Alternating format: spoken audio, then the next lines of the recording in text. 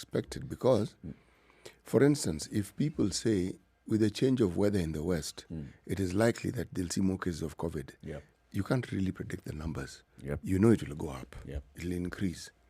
Now, why these numbers of ours seem to be alarming is we're looking at the very onset of COVID and the numbers that we saw, which we thought were high, which led to the shutdown of Nairobi, the shutdown of Mombasa, Kwale, Kilifi, that shut down. Okay. Then we're looking at these numbers now.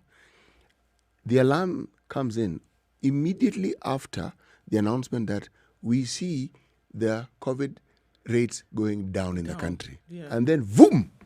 They go up. It wasn't a steady rise.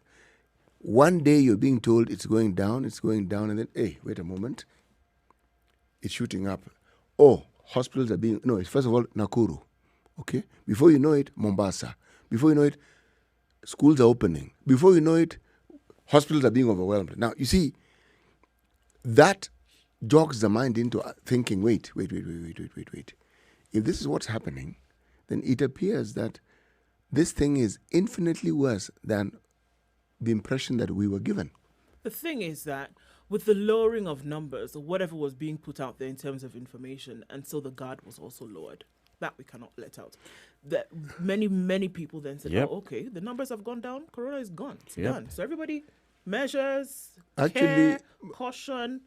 But Nobody do was the thinking measures, about it the anymore. measures had been disregarded even before that Even announcement. before this announcement. Yes. But now I'm saying that people, But there are people who now said went it's even over. further. Yes. People said corona is gone. That was the problem. Now that Yeah. now was a complete change. But how long ago were we told that we're opening up our economy? Was it a month ago? It was a month ago. Yes, it was. Yes. Now just 1 month. Okay. What's the incubation period, as we're told? 10 to 14 days. Precisely. Or do we have a new virus that incubates in 2 days? Okay. What I'm saying is, if you look at the infection rates that we're talking about now that have been detected, it can't be that they happened yesterday or the day before. It's likely it was 2 weeks ago. Exactly. Okay. And that's why I'm telling you, all of these tests that are being done now, the tests that were being done on Friday, Saturday, and Sunday, expect high numbers in the course of this coming week. And when I say 2 weeks ago, it means if the most recent infection could have been 2 weeks ago for it to be detected now, but you could have been infected before that. Yep. You see? So, the situation that we find ourselves in is not pleasant. So, to answer your question, Eric, it is possible that we are being too academic. It is really very possible. But if you go by simply what we are seeing, the position that we are in is not a pleasant one. And the question that we want to ask is, does the government know? Was the government advised properly? And the answer to both questions is yes. That's why I'm saying maybe from where we're looking at it, we're being very academic about it, looking at the numbers and now seeing that people have gone to hospital in Nakuru and Nakuru appears to be getting overwhelmed. Is it really getting overwhelmed? Have they gotten to a point where they've turned away any patient? No, they haven't. All right. So our ICU capacity countrywide is known and it's a very small number. Have we gotten to a point where we are saying that our ICU capacity now is overstretched, that there are people who require to go to ICU that have not gone to ICU with COVID-19? I haven't seen a report of that nature. So probably what we are seeing is an indication of something, but it may not be an indication of what is currently happening. It's an indication of the reality that has been with us for, like you said, it's not just about 14 days. It's longer than that. It may be 2 months reality. What was expected is that hospitals around the country were going to admit people with COVID symptoms. What was expected was that if at some point you had COVID spreading amongst the population of 1 million, 3 million, that number was going to rise, and it's risen. Maybe we are now at 20 million. We are going to get to a point where the COVID is actually spreading completely amongst a population of 35 million or so. So what will you see? You'll see more and more people going to seek healthcare services. Maybe that's just the reality of things. The reality, as you put it, is that, yes, but there are alternate realities in this sense. What you're discussing is the multiply effect when it comes into effect. If there are only 2 people infected the likelihood at any given time they might infect 2 more people. Yeah. But when there are 4, and as it keeps increasing, now that's where the community transmission came in, because the moment more people get infected, then they are likely to infect more people. Yes. Now, that actually is a true picture. But remember, even as we spoke about the opening of the economy, it started by people being allowed to leave areas that had previously been in lockdown. And we mentioned and said, you know something, this community infection is going to increase, because people who had been in the city or in big towns, who now, for economic reasons and for other reasons, now want to go home, you can expect that there will be, with great certainty, the infection will also be ferried to those rural areas. Because remember, prior to that, we were not recording anything in those areas. True. So let's take a break now at 17 minutes after 6, see what's happening in the weather, and then we'll look at the headlines. Good morning.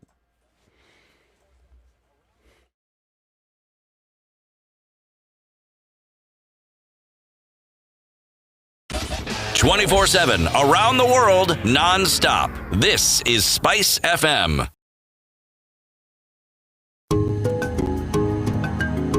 When it comes to bridging the information gap to help strengthen the agricultural sector in our country, you can always rely on Farm Kenya to be the glue holding everything together.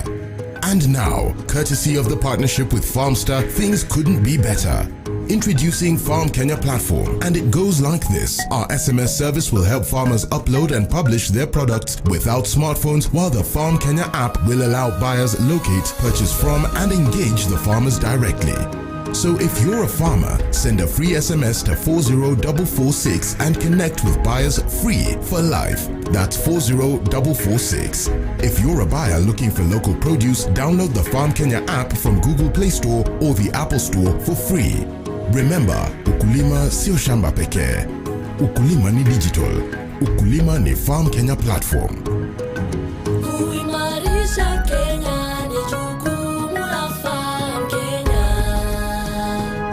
Brought to you by Farm Kenya and Farmster, working to secure your growth.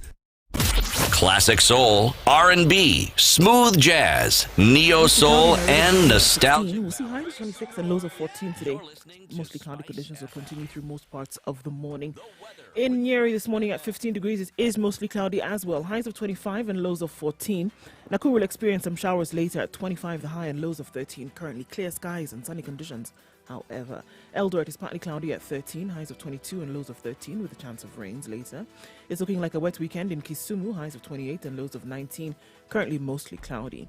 Thunderstorms are in the forecast for Kakamega later with highs of 24 and lows of 16, currently partly cloudy at 17.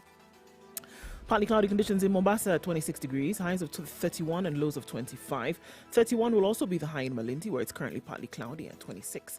Cloudy conditions will rule the day in Kampala, where going to thunderstorms later with highs of 24 and lows of 18. It's mostly cloudy in Dar es Salaam at 24, highs of 32 and lows of 23. Clear skies rule the morning in Johannesburg. 15 degrees will be at the moment. We'll go to highs of 30 and lows of 14. And it's partly cloudy in Lagos at 32. Highs of 32 and lows of 24. Looking into Beijing, well into Friday afternoon, mostly sunny conditions at 13, highs of 17, and will come down to a low of 2. It's partly cloudy in London at 12 degrees, highs of 16 and lows of 8 with a chance of rains later on. It's looking cloudy in Paris at 16 degrees. The rains are going to come in for most of the day, well into the weekend with highs of 18 and lows of 11. And finally for now, still Thursday night in New York. As you get into Friday morning, it will be cloudy and enter into an afternoon of rains with highs of 22 and lows of 18.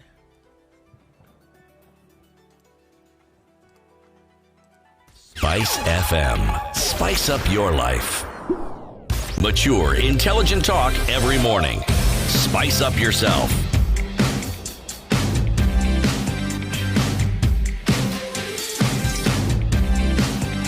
Mornings done right.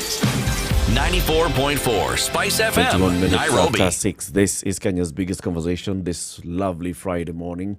Where are you tuning in from? Wherever you are. Good morning, great people. Mombasa is well tuned in, and this is Robert Mbogo. Brian Killer B is in Kisumu. They say they tuned in.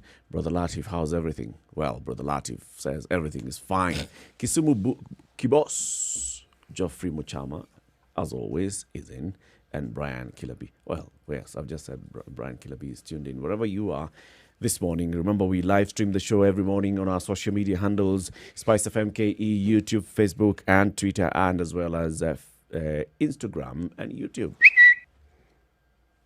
It's a tweet. It is. The little bird. I can do it. All right, can you do that? Go ahead. An octave higher. Oh, mine is better. Siti Muga, today's proverb.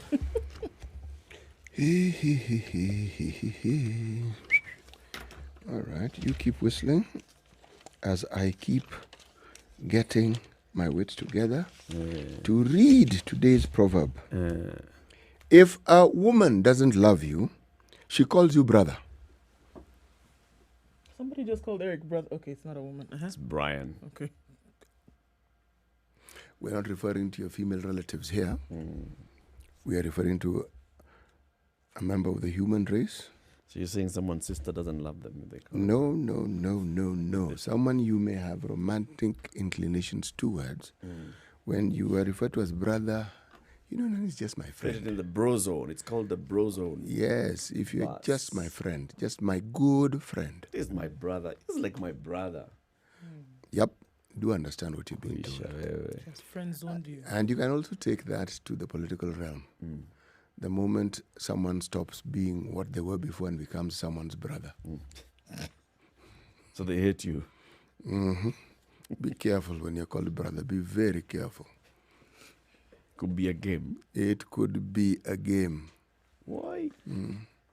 The word friend also comes to mind. My friend. The number of times someone is referring to a fellow politician and trying to be polite. My friend so-and-so, and you know very well these two people are not friends. My really. very good friend. But you've got it. My very good friend. Yes. In fact. All right, the headlines. It's reggae time. Nobody can stop reggae. Clearly. Nobody, no thing. So they think. So game on. Uhuru and Raila excite Kisumu with BBI goodies. They kick off campaigns for referendum. The president says the handshake has given Kenya peace. And ODM leader Raila Odinga rallies Nyanza to support changes. You saw those images on media yesterday. You saw them on social media as well. There's a big picture here of the president, the ODM leader, and a huge crowd at the Jaramogi Oginga Odinga Sports Complex yesterday, where they were.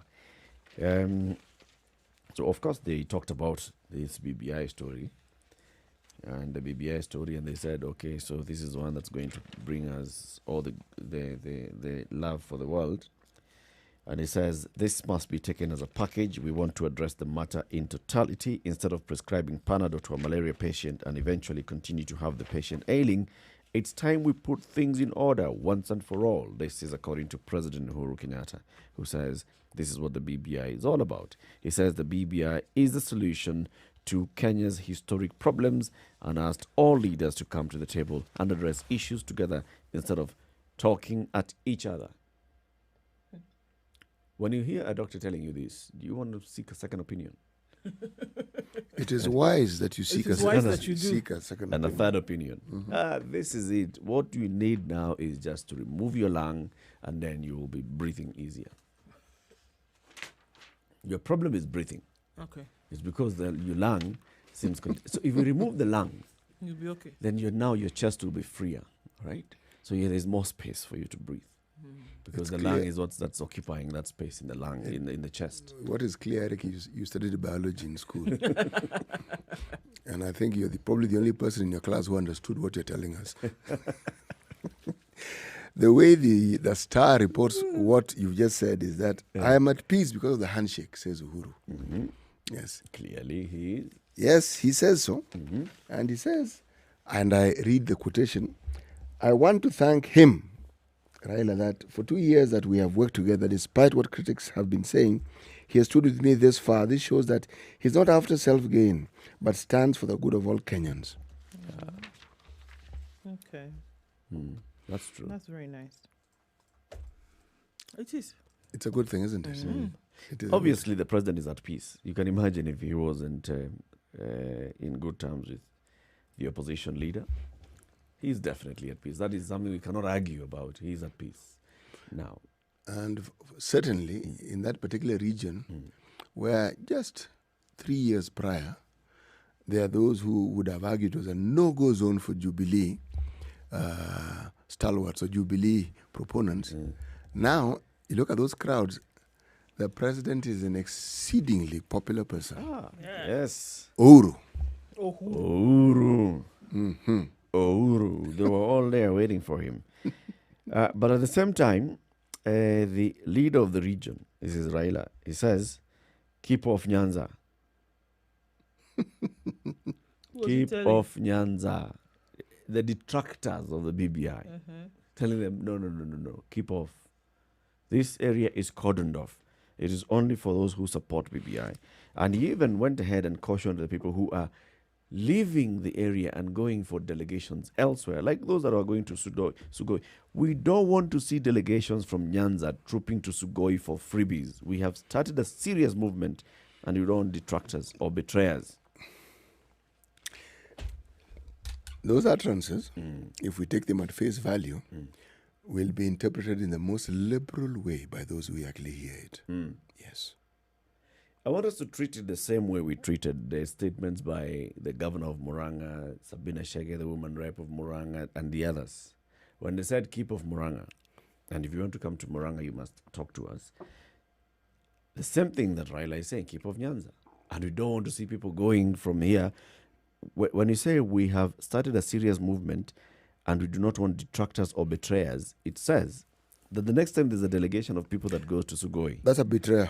they come back home, they'll be called betrayers. No, they're already betrayers even as they're going. As they're going, before they Now, even when they come back, they'll be treated. They'll be treated as as betrayers. betrayers. persona non grata. And you know what that could mean. Yes, that is the broad interpretation I was referring to. It wasn't positive. I wasn't suggesting it'll be positive. No. Because the underlying statement, Baba amesema. Baba alisema msiende. Where have you gone? What is this that you've done? Actually, there's something about the mindset of our political leaders. If you ask me, people tend to say things they're accustomed to saying without perhaps taking full cognizance of the import. What this thing or the consequences of these utterances that you're making. Because there are people who listen to it and take it at face value, and that's it. It's They gospel. run with it. You Yes. say it and they run with it. Yes. Because it's you who said it. And Exactly. It now becomes their reality. It's like you've given them a path to follow, and then how to follow the details, they will interpret it as they see fit. Yeah. Like, for instance, let me ask, the governor of Lagos, his family home, Burnt down. yes, His mother's house. yes. Did he burn it down? The answer is no. No. So, was someone told to go and burn it down? No. Nope. Consequences. People got shot. Guys said, oh, it's like this, huh? They knew who the culprit was. They decided. Yep. They didn't wait for it to what happened. They decided it is the governor. They passed judgment. Quickly And and sentence. executed And it. executed the sentence. Yes. There are, the times that we are in, if there was ever a time when utterances have to be really carefully thought through, it is now. Because, you see, these issues that we're referring to about Nigeria, Thailand has similar issues. Namibia, Cameroon, Cote d'Ivoire, everywhere. South Africa, And Ghana. And it is young people. And these are countries that have a very large population of young people. Now, I wonder if our leaders actually understand and look and choreograph and think the choreography in their mind. Do they see the consequences of some of the things they say and do and how it might impact them? Yeah. Unfortunately not. Them. Not the people they're talking to, them. Because if you look at the events, as you mentioned, these many countries, what led to this? Someone carelessly said, someone carelessly took an action, someone carelessly didn't bother, someone carelessly.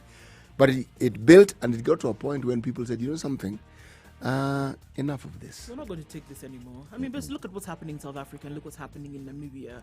The women in Namibia stepping into the streets of Windhoek and they're saying, you know what?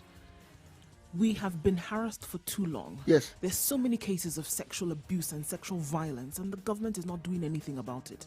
Now let's do something about it. And now you will have to listen to what that we thing say. has gone on for long. Yeah. Yeah. For very long. In fact, when we had peacekeeping forces that had gone to Namibia from Kenya, many of our forces were actually blamed for that same thing. Yeah. Yes. For perpetrating the same. Same. 29 minutes to 7. Let's see what's happening on the roads and look at more headlines. Good morning.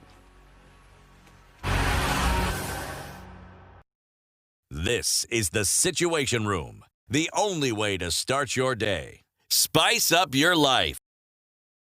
24/7, around the world, non-stop. This is Spice FM.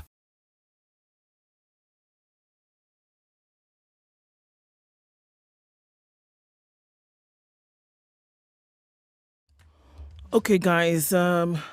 There was an accident that happened on Thika Road outbound today. Police are currently at the scene. So it's a bit slow at all stops due to this accident. And this is, like we said, outbound. And already now inbound to the CBD, it's bumper to bumper on Thika Road. So if you're going in that general direction, we know that some people who are going out of the city today, just know that that's what you're going to face in front. The police are there trying to get that out. It was quite a nasty one. So that's being sorted out as we speak. Inbound, however, not too much of a problem. We have some outbound traffic on Westlands, out then towards Kagemi. Going then towards Limuru Road. So we have some traffic there. On Mombasa Road, already starting to build up just a little bit. Not too bad at the moment, but it's going to pick up. That one we know. From the SGR towards Cabanas, that is already moving very slowly. Traffic there. Uhuru Highway also, we see some traffic from the Nyayo Stadium roundabout heading then towards Westlands. A little bit of traffic on Gong Road today for some reason. As you get to the City State Mortuary roundabout. Let's see if that dissipates in a short while. But if you're headed in that direction, that's what's up ahead. Magadi Way is free and it's looking good, as is Langata Road. Further up on Gong Road also is not so bad either. Okay. Industrial area also looks good. Coming out then towards the CBD or then towards Jogo Road. Not too bad at the moment. But we know that this will clog up. So let's take a look in about half an hour and see how we can make it smooth. Right. Spice FMKE. That's how you can reach us on Twitter or text us on 40127.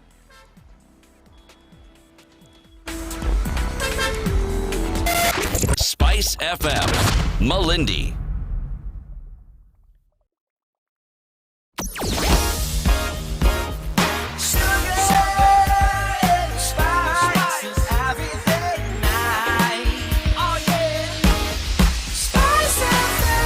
Spice up your life.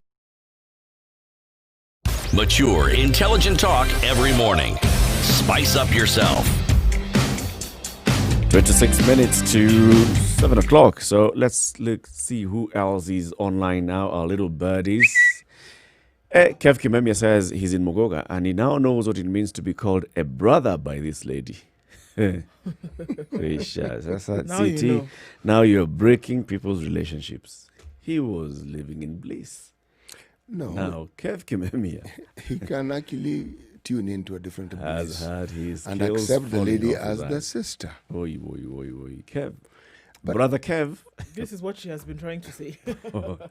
Well, by the same token, wouldn't you say that the ladies also should understand when a gentleman keeps calling you sister and your purpose and focus on him is not necessarily platonic. Now, no. Sawa. Okay. Sawa. Other little birdies on the show this morning. Abel Osoro, a.k.a. Director Kawangware, Chamasiri Teso, tuned in. That's Edgar Odeke. And then this is Benson, who says he's always tuned in from Ndaraweta, Bomet County, 102.5. Love listening to the show. So 102.5, the Kisumu frequency going all the way into Bomet County. And then from 40 Jesus Busia is Raz Bashir Were Wabusia. He's in 40 Jesus. 40 Jesus. Okay. Not 40 Jesus. 40 Jesus. Okay. There's a place like that. It is in Busia. These Western things and some interesting names. Every Friday they seem to come up. Yeah. 40 Jesus. Interesting to know where it would be. Yes. Okay. All right. So let's look at other headlines in the papers this morning. Okay. So, schools to stay closed for the classes, according to the state. Rising COVID infections forced Education Ministry to suspend reopening plans for non-candidate classes. The government has suspended the reopening of schools for the rest of the classes, citing the rise in COVID-19 infections. This means that only candidates and transition classes who have already reported to school will be allowed to continue with in-person learning until further notice. And we also know that there's a likelihood that if the cases continue to rise, these too may stop. The standard has established that the Ministry of Education is auditing the first 2 weeks of partial reopening of schools before the rest of the learners are recalled, which may not happen anytime soon. Grade 4, Standard 8 and Form 4 learners started in-person classes on the 12th of October for a second term of 11 weeks. The decision was made after COVID infection rate hit below 5%. Now that we're seeing that those rates have now gone well above 14%, it's possible that even those classes may be asked to come home. Whether the rest of learners will be recalled will depend on the advice from the Ministry of Health, according to a top Ministry of Education official. This means that grades 1 to 3, standard 5 to 7, and forms 1 to 3 learners may stay at home longer, further complicating the school calendar. According to the Kenya Association of International Schools as well, the infection rate of COVID-19 has shifted from 5% when the Education Cabinet Secretary George Makoha issued reopening directives. And according to their head of secretariat, Jane Mwangi, since then, the positivity rate has spiked and now stands at 14. And she said the earlier advice to recall our other year groups, including our early years, from October 26th is hereby vacated. In-person learning will continue only for final year and key transition years and grades. She confirmed the ministry's decision to suspend the recall of the rest of the learners. And again, we're likely to see that even those who had opened for these transition classes and the final years might actually be recalled if the cases continue to surge. Okay? So that's what we're looking at. I mean, If you say so. if I do. If With a number of schools now finding cases, we heard of this one teacher, unfortunately, who died yesterday from complications of COVID, and that has thrown people into a tailspin now. A number of schools closed. Tononoka School in Mombasa, Star of the Sea in Mombasa as well, shut down for at least 2 weeks. And then everybody who came in contact with the 4 teachers at Star of the Sea going into quarantine and then being tested. Same thing at Tononoka, being tested. Schools in Western Kenya also, who had cases that pop up here and there, having been shut down for 2 weeks, waiting to see the results of the tests. You know, the school scenario was always a bit scary. When you think of children getting together, teachers with them, going out, going back to the homes they came from. It's especially when we know how COVID is spread. Telling you, that's what it was for me. So even when you had children at home, even if somebody look, it's very possible that children may have had it and were at home. Yes. Right? The problem is you remove them from that home and then you bring them all together and put them in this one space. They're going back, they're coming together, going back, coming together. This was the problem. All right. Okay. An interesting story has emerged. It's in the Star headlines. Court awards ex-PS Omolo 1 shilling for damages for unlawful dismissal. Landmark ruling. Well, not really landmark. There are many people who have actually. But in her case, what caught my attention was the reason that was given for awarding the 1 shilling. And it is reported that the justice who was in charge of this case, Justice Radido, said that, however, Ms. Omolo, who is currently battling corruption charges, was found to have unexplained wealth. The amount awarded was adequate compensation for the violation of her rights to due process. That's it. End of story. That's it. It's about the due process not being followed. Yes. So what we're doing is just basically to say that what happened to you should not have happened. You shouldn't have been dismissed from work the way you were dismissed. Yes. Not saying that you're not guilty of the charges that were brought before you. No. Due process was not followed. That's it. Yes. Everything else now, that you saying that now you deserve compensation, that's where the issue comes. The judge comes and says, No. Well, yes, you do deserve compensation, but how much? How much do you deserve? A shilling is enough. And this is now the one that is completely making people feel, okay. Bob. You know, last year, Shilling moja. moja tu. Last year, at least you've been awarded. It's not nothing. Something, I mean. Yes, because that amount is a minimum amount. I mean, if, say, for instance, I wanted to sell you some property on a friendly basis, I will accept a shilling. Yeah. There were some people who got a shilling when some banks were consolidated. Yes. To become consolidated bank. One. Story goes, in fact, former President Moi Kibaki, who was among shareholders of a certain bank, something like that, they got a bob. Really? Yes. So do your arithmetic with that, Bob. Okay, you figure it out. Page 21 of the Standard seeks to explain what this is, and they say this is called a nominal award. And a nominal award is a very small sum of money awarded when a litigant is legally in the right but has not suffered substantial loss. It's also known as a derisory award or vindicatory award. Justice Stephen Radido ruled that the plaintiff had no established need for compensation. This is a concept borrowed from British law, and it's meant to point out a wrong rather than compensate the consequences. Right? Yeah, that is what happens. I've got a story here. The issue of the Nairobi Metropolitan Services, it has advertised some jobs in the healthcare cadres. But as it does that, the staff that it got from the Nairobi City County, it cannot pay them a salary because it's not receiving money from the National Treasury. 6,052 Nairobi Metropolitan Services staff, seconded from City Hall, have not received a pay. And letter addressed to the NMS Director, General Mohammed Badi, the Treasury CS Ukurietani says he has no legal framework to facilitate such a transaction. He says the funds can only be remitted to the Nairobi County Government Revenue Fund account and not to the NMS. He says that specific tenets of the law make it illegal to approve such a transaction.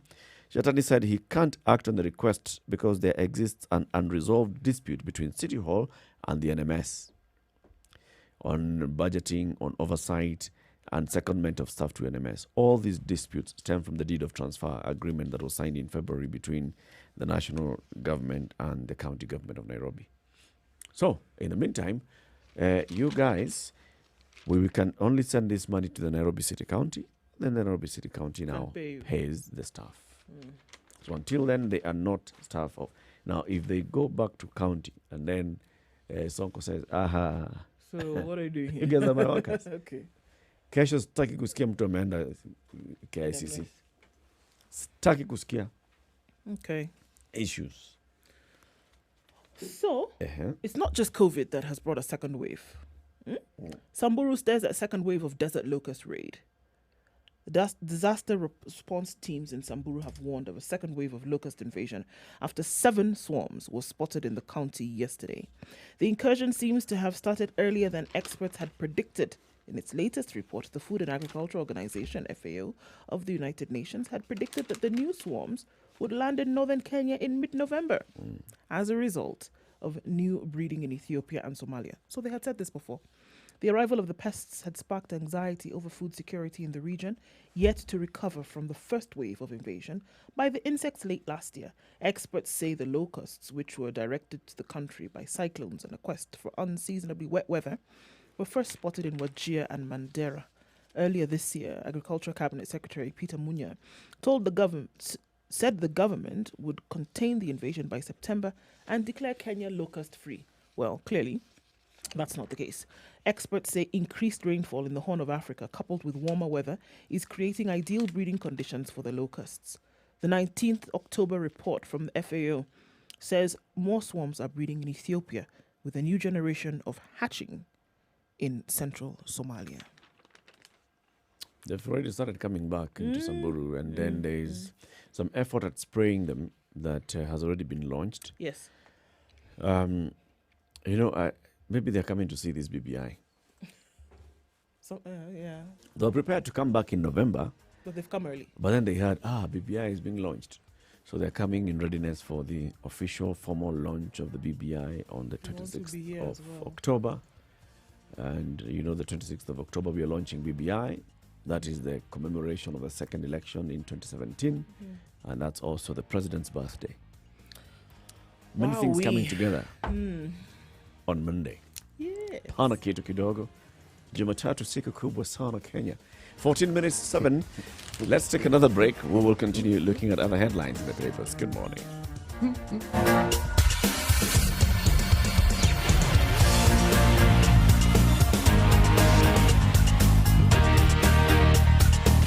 24/7 around the world, non-stop. This is Spice FM.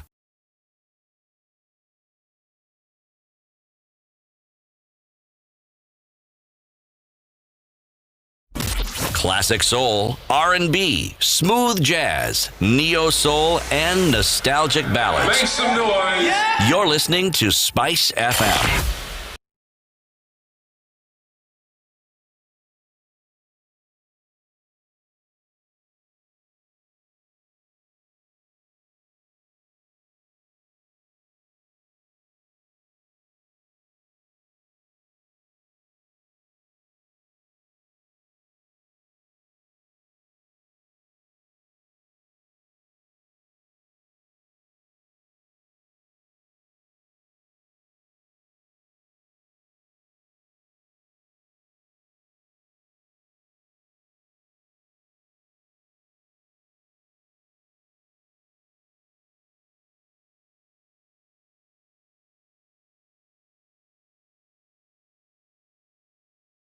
Sugar and spice and everything nice, everything nice. Spice FM.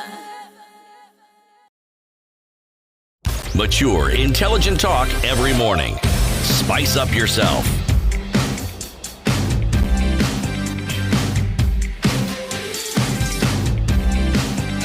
Mornings done right. 94.4 Spice FM, Nairobi. This is Kenya's biggest conversation. Other headlines. Now, this one is no laughing matter. Hospital to ferry body back to the city after mix-up. This is according to a family in Nairobi that is demanding the body of their kin said to have been mistakenly released from Mama Lucy Kibaki Hospital to a wrong family be returned. The family of the late Pauline Wandia, who was 47 years old, had made funeral preparations and they were ready to collect her body for burial in Nyeri County, only to be told it's not there. According to the husband, Jeremiah Nyaega, the body was released to another family from Kisii. I requested to view my wife's body and was asked to wait. After waiting for too long, I became suspicious, protested, and that is when I was told the body had been released to another family. It is not the beginning of that issue. On Tuesday last week, one of the members of the funeral organizing committee had gone to check on the state of the body, and it was intact. Tuesday, intact. Sunday, when other family members went to view it, they were asked to come back on Tuesday. All the while, Nyaega and his family were making funeral arrangements. On Monday, when they asked to view the body, they were denied access, and they were told, kuja kesho. On Tuesday, the family went to the hospital to clear the mortuary bill and collect the body, only to learn that it was missing. And they're wondering, that body had a name tag, Pauline Wandia. Surely. How come the mortuary released it to the wrong people? Luckily, the family in possession of Wandia's body was contacted and they confirmed that the body they had picked at the facility was not of their kin. Now, this family is demanding that the management of Mama Lucy return his wife's body to Nairobi or they would seek legal redress. We had a program, we were following it diligently, but the hospital has messed us. They should take the responsibility of bringing back the body to us. We did not take it to Kisii. So the body is in Kisii. The Wandia family want to go for burial in Nyamira, Kisii, Nyamira, neighboring counties. Mm-hmm. Both bodies were at the Mama Lucy. Wandia family says, bring the body all the way back to Mama Lucy. So we can pick it. We will pick it there and transport it to It's actually a Nyamira. very polite request. It's polite because let's see how. Is there an indication as to how the hospital has reacted? The hospital management has not been quoted in this story. Yes. No. There is Dr. Emma Mutio, Mama Lucy Hospital Medical Superintendent, said the facility accepted the liability and apologized. See? Smart person. Simple. Straightforward. Finish. Yes. She said, I was not even aware of such an incident, but luckily, We have come to an understanding. We will use our internal mechanisms to sort this issue out. We regret the agony suffered by the affected family. See? Smart person. A problem has arisen, and the likelihood that she was aware is actually also limited. Yeah. You're in charge of the hospital. She's How in charge will of the you hospital. know? She wouldn't know that this body is now going and this. No, she that's not her wouldn't. job. She wouldn't know. Quite unfortunate. So a presidential debate took place in the United States earlier this morning, just off the tail end of that. The two runners in this race again went for the jugular in very many instances. One of the things that took center stage between the two of them was the coronavirus, whereby President Trump talked about the fact that, Americans are starting to live with this and that everything is going to be all right. Joe Biden, on the other hand, said, Americans are not learning to live with this disease. Americans are dying from this disease, looking at 200,000 deaths at the moment and probably another 200,000 deaths by Christmas is what Joe Biden was talking about. Other issues that came up was the Black Lives Matter issue and the race issue.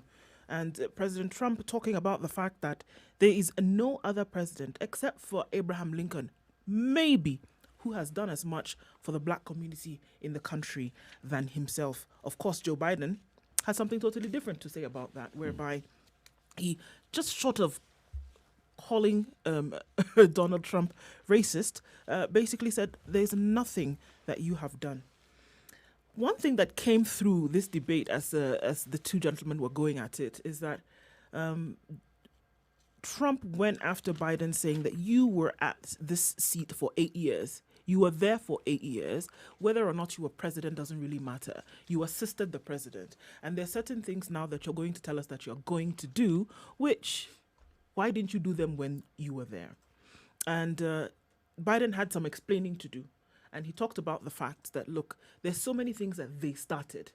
There's so many things that they started in their administration that unfortunately Trump came in and overhauled or completely killed. So there was quite a lot in terms of going back and forth in this debate.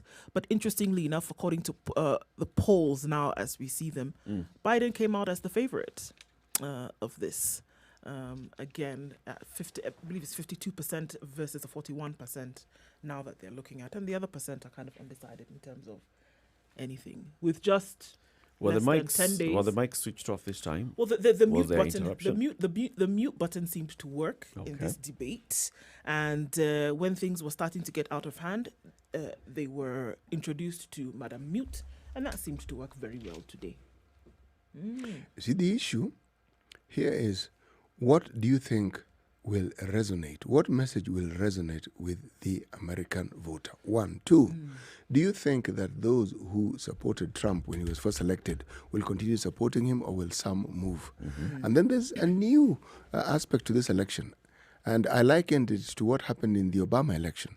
People who ordinarily don't vote, numbers which you do not necessarily see in an American election, we are beginning to see now. Yes. Now, Are they actual people, or are they Russians and Ukrainians. Iranians. Iranians? Yeah. Ukrainians. I wouldn't know. But what I do know is this. Therein hangs the question, even as you see these numbers, where are they likely to vote? To vote. Yes. So why are they not addressing these concerns that they keep bringing up right now? Again, second election in a row that the presidential election of America, and there are allegations that other countries could be interfering with this election. I mean, that is such a negative story to come out of such a country that holds itself up as the beacon of democracy. That somebody else can come and interfere with an election. And now it says that, who's bringing up these issues? The FBI is investigating this. Yeah. The Russians and Iranians could be involved. That they had how would you access even to the admit? polls data to You've to had the 4 voter years base. of a conversation talking about how the last election was interfered with. So you've had 4 years to look at many ways of sealing loopholes, and that issue is still rearing its ugly head again now. Then there's, of course, the rise of, should we say, false news. Because that also comes into play. The fake news. Basically. Yes, they're here. Fake news. Very fake, false. once you have, if it was an African country, I could easily predict and say, you know something, these guys are setting up either to rig this election, or they're setting themselves up and hyping people to help them declare that they were rigged out, or whatever. But it's setting people up. Yep. But this is not something that we thought we'd hear or see coming out of America. Nope. Ever. Yes, we assumed that the systems that they had, you have this lovely election, okay, the popular vote as you call it, and if something isn't working, then you have the electoral college. And there would never be a whiff of any kind of electoral misconduct. No, Nobody would ever even dream. it's understood. Yeah. It's understood. Not locally, and least of all, not from another country. No. You know, Russia, given the traditional enmity that has played out in the media and elsewhere over the years, you can say, well, it is possible that they have people they prefer for whatever reasons, because that same argument is saying China actually prefers to have a Trump administration. Now, is that real news or is it fake news? When you throw in Iran, you wonder, Iran, Hold on a minute. how did Iran enter this conversation? They might as well have said Nigeria. They could have. But you remember they shot one of the leaders out of the sky. So, I mean, hey. Yes. Or, and Trump went ahead and just cancelled a deal that they had struck with Right. Obama. yes. So, you begin to wonder. Let's see. It's coming up just next month. You know Not that, many days off. In another 15 we will days. see. no, but as a layperson, you know what this is telling me? That America is telling the rest of the world that it isn't as great as we've believed It's it is. vulnerable. It has a serious problem because it's actually displaying its underbelly for us to see. It is. Even those of us who may not particularly want to see its underbelly. Wazi. Yes. Before we go into the top of the hour, I'd like to raise an issue here, because people who are living in areas below Turquoise Belt, that's West Pokot and Turkana counties, have been warned they should expect serious flooding in the coming days.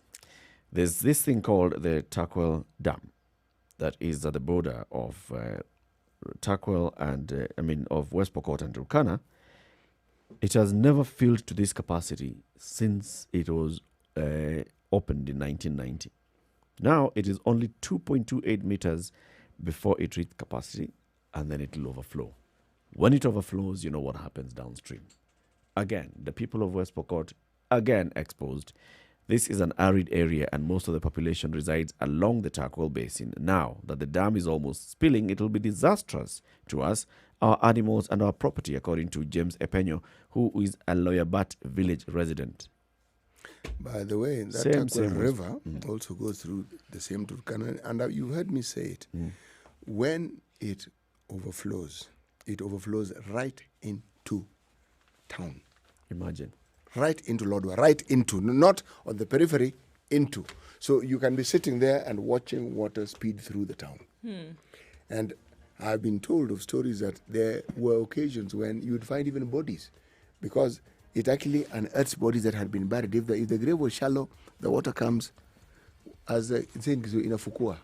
Yes. It's not a pleasant thing. No. Now, this just gets some small coverage. Let's see what the leadership will do. The Water Resources Authority Chairman, Joe Mutambo, was there last week. He advised people to leave. Like I said, you're going to see those CSS speaking in Nairobi and saying, go, leave, Yes, and not but- telling people, go where. And also the county government. Yep. Yep. Both county governments. This is the Situation Room, Kenya's biggest conversation. Keep it right here. In the next hour, we'll be live on KTN Home, and we'll talk about COVID-19. It's now 7 o'clock. Sugar and spice and everything nice. Spice it. Spice up your life. Spice FM, Nakuru. Okay, from NYS towards Muthaiga, very slow on the highway this morning. That's the super highway getting into the CBD, so we're going to see heightened traffic there. Kiambu Road also is a mishmash this morning. 4 lanes so far. If you're on that road, you will be joining the Thika Superhighway soon, but at the moment it's bumper to bumper all the way down, snaking through. So there's traffic also approaching Survey. Remember, there's a different spots on Thika Road, and it's taking some time. The accident outbound, however, has been sorted out, and it shouldn't be too terrible trouble leaving now. All right, Gong Road, and then heading out towards the City Stadium roundabout. That is slow this morning, moving very slowly as you approach the roundabout. It's already building up on Mombasa Road, like we seen it a little bit late today in the build-up, but then from the SGR at Athi River, it's fine. But then when you get towards the SGR, just at Syokimau, and then towards the JKIA turnoff, that has become a bumper-to-bumper situation. So Mombasa Road and Thika Road, as usual, is what we're looking at now. There's traffic there. A little bit on Gong Road, and also some right around Jogo Road as you get into the CBT. So we're looking at Friday. Outbound is where we see some traffic as well. Coming off of Westlands towards Limuru and then out towards Naivasha, we see a build-up of traffic there also. 'Tis Friday, so we understand. Okay, you get stuck somewhere, let us know. Spice FM KE, that's how you can reach us on Twitter, or you can text us on 40127.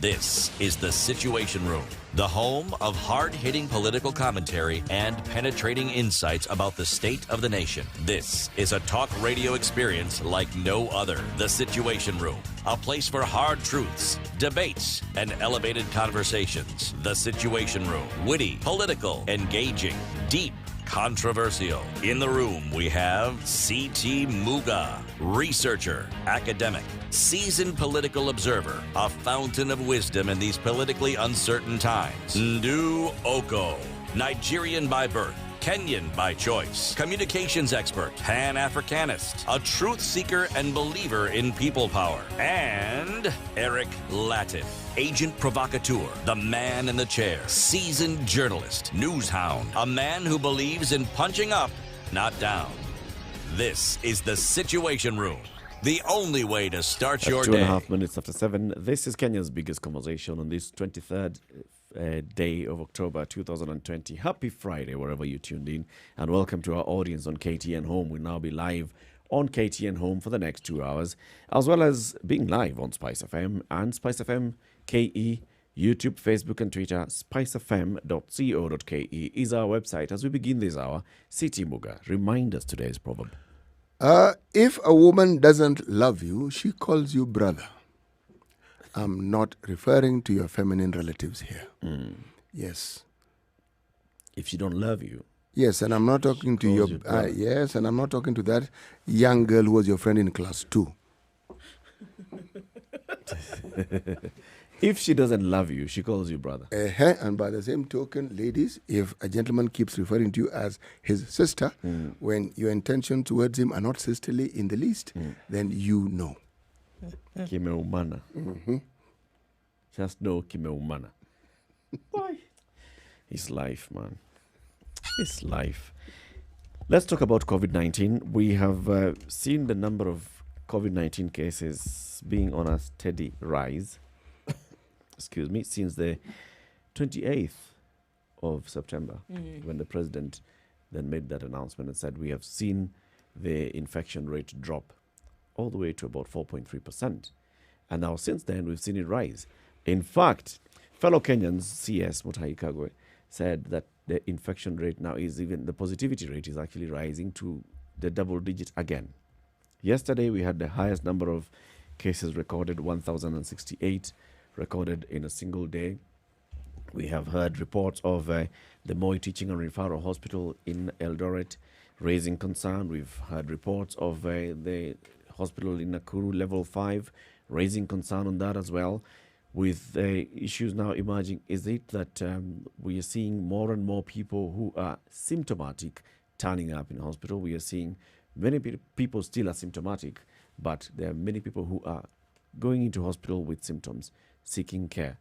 Yesterday, there was also a report that was coming in from Laikipia County, from the County Executive Committee member in charge of health, Dr. Lenai Kamario, and who was raising concern about the upsurge in the number of COVID-19 positive cases in Laikipia County.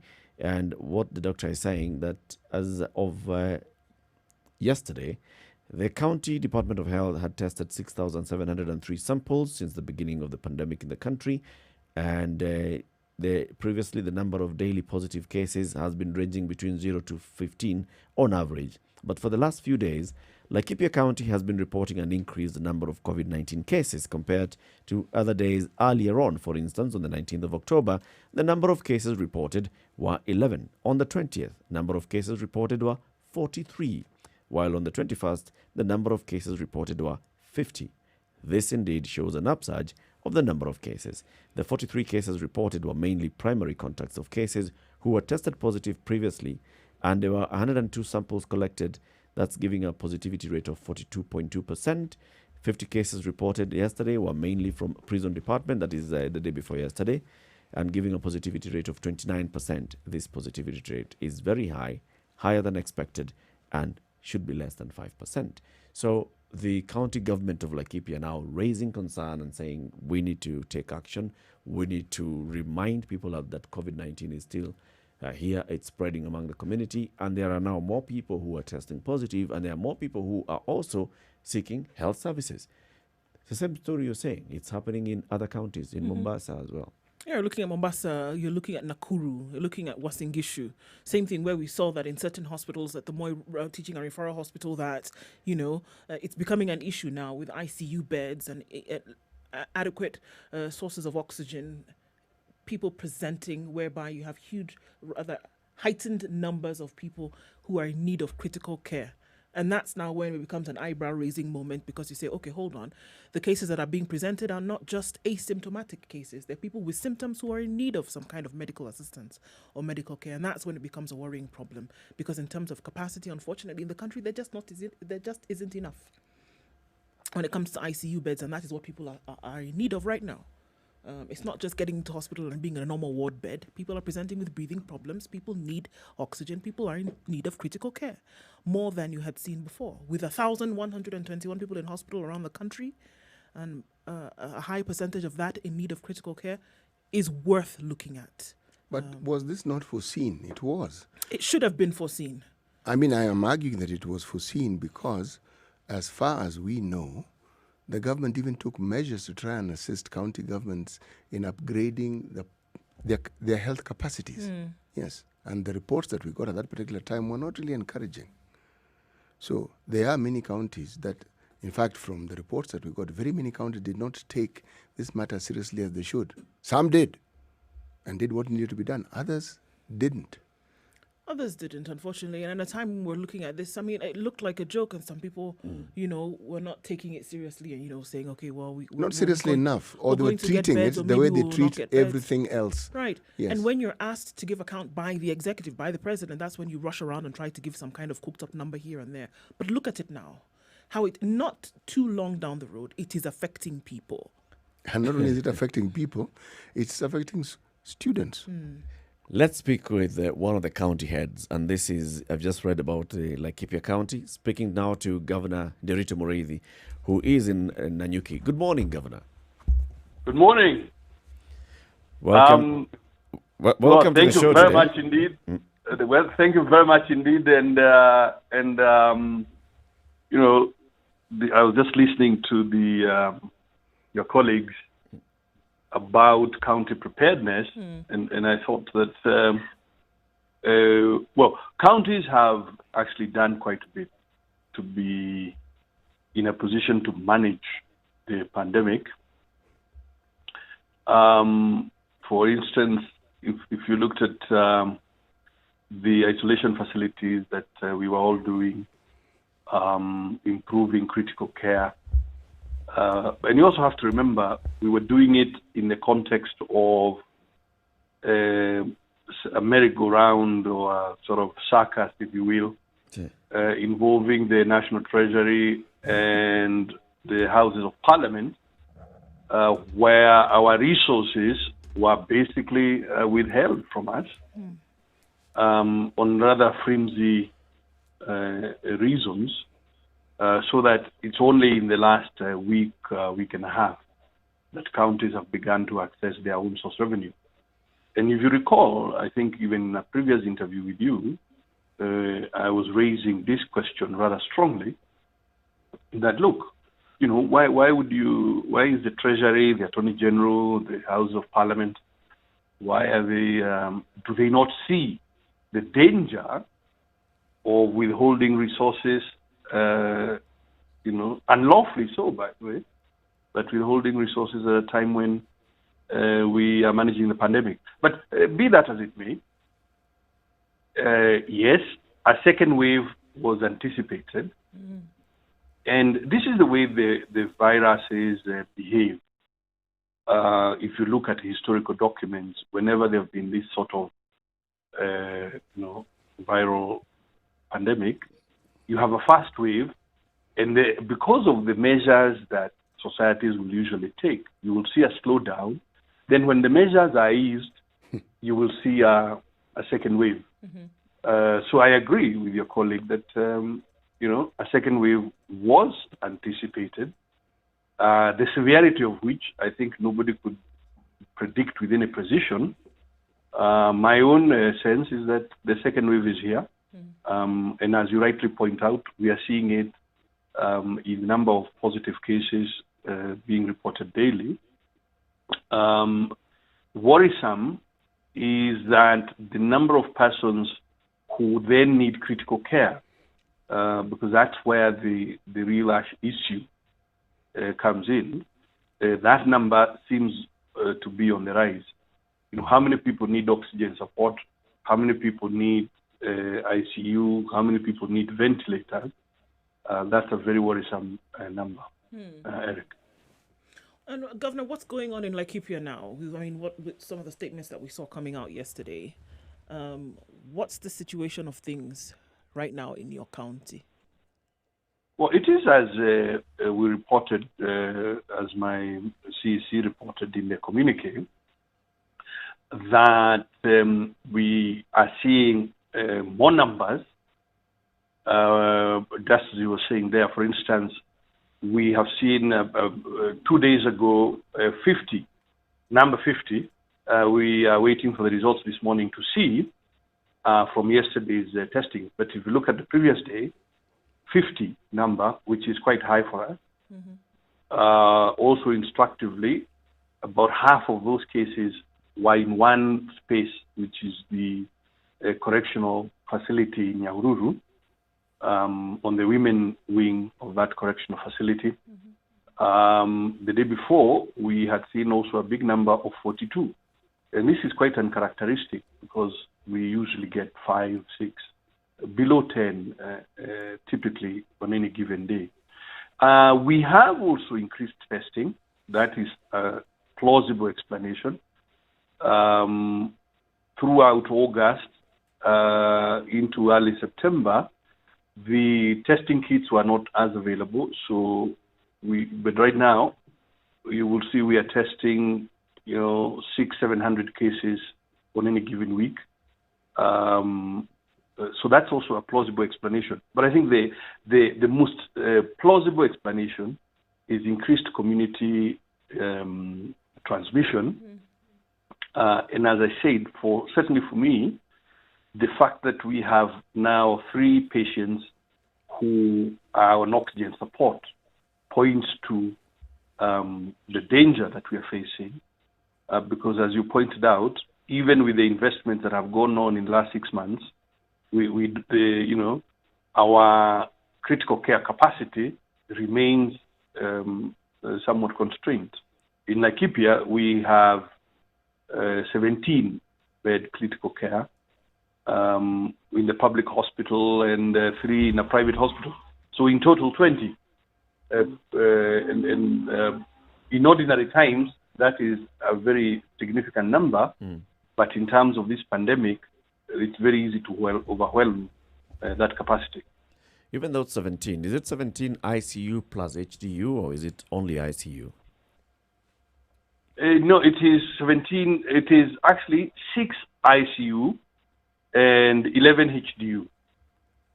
The difference being the presence of a ventilator. So the rest of the equipment is the same, but the difference being the presence of a ventilator. So the 3 patients that now you say are in critical care, are they in ICU or in HDU? No. In fact, I wouldn't say they are in critical care. They are not in a critical care unit. Okay. They are in an ordinary facility. They just need oxygen support. All right. Meaning you get like on the plane, Eric, when you get a through the mask. tank. Yeah, the mask comes in and Yeah. it's connected to the tank. Yeah, through a tank. Yeah, It just means that the air you are breathing has a bit more oxygen right. because you have some slight breathing difficulties. Sure. So they are not in critical care in the sense of being either in HD or ICU, but they require oxygen support. And I'm saying that even for that is unusual in the way the thing has gone over the last 6 months. But now looking still at the capacity of Laikipia County, should any patient today require critical care, that is to go into ICU, would you have free space to accommodate them as we speak? As of today, yes. If the patient requires a full-blown ICU, we have a 6-bed ICU at Nanyuki and the private hospital here also has 3-bed ICU. If the case is not as severe and therefore requires HDU, we have 11 beds available.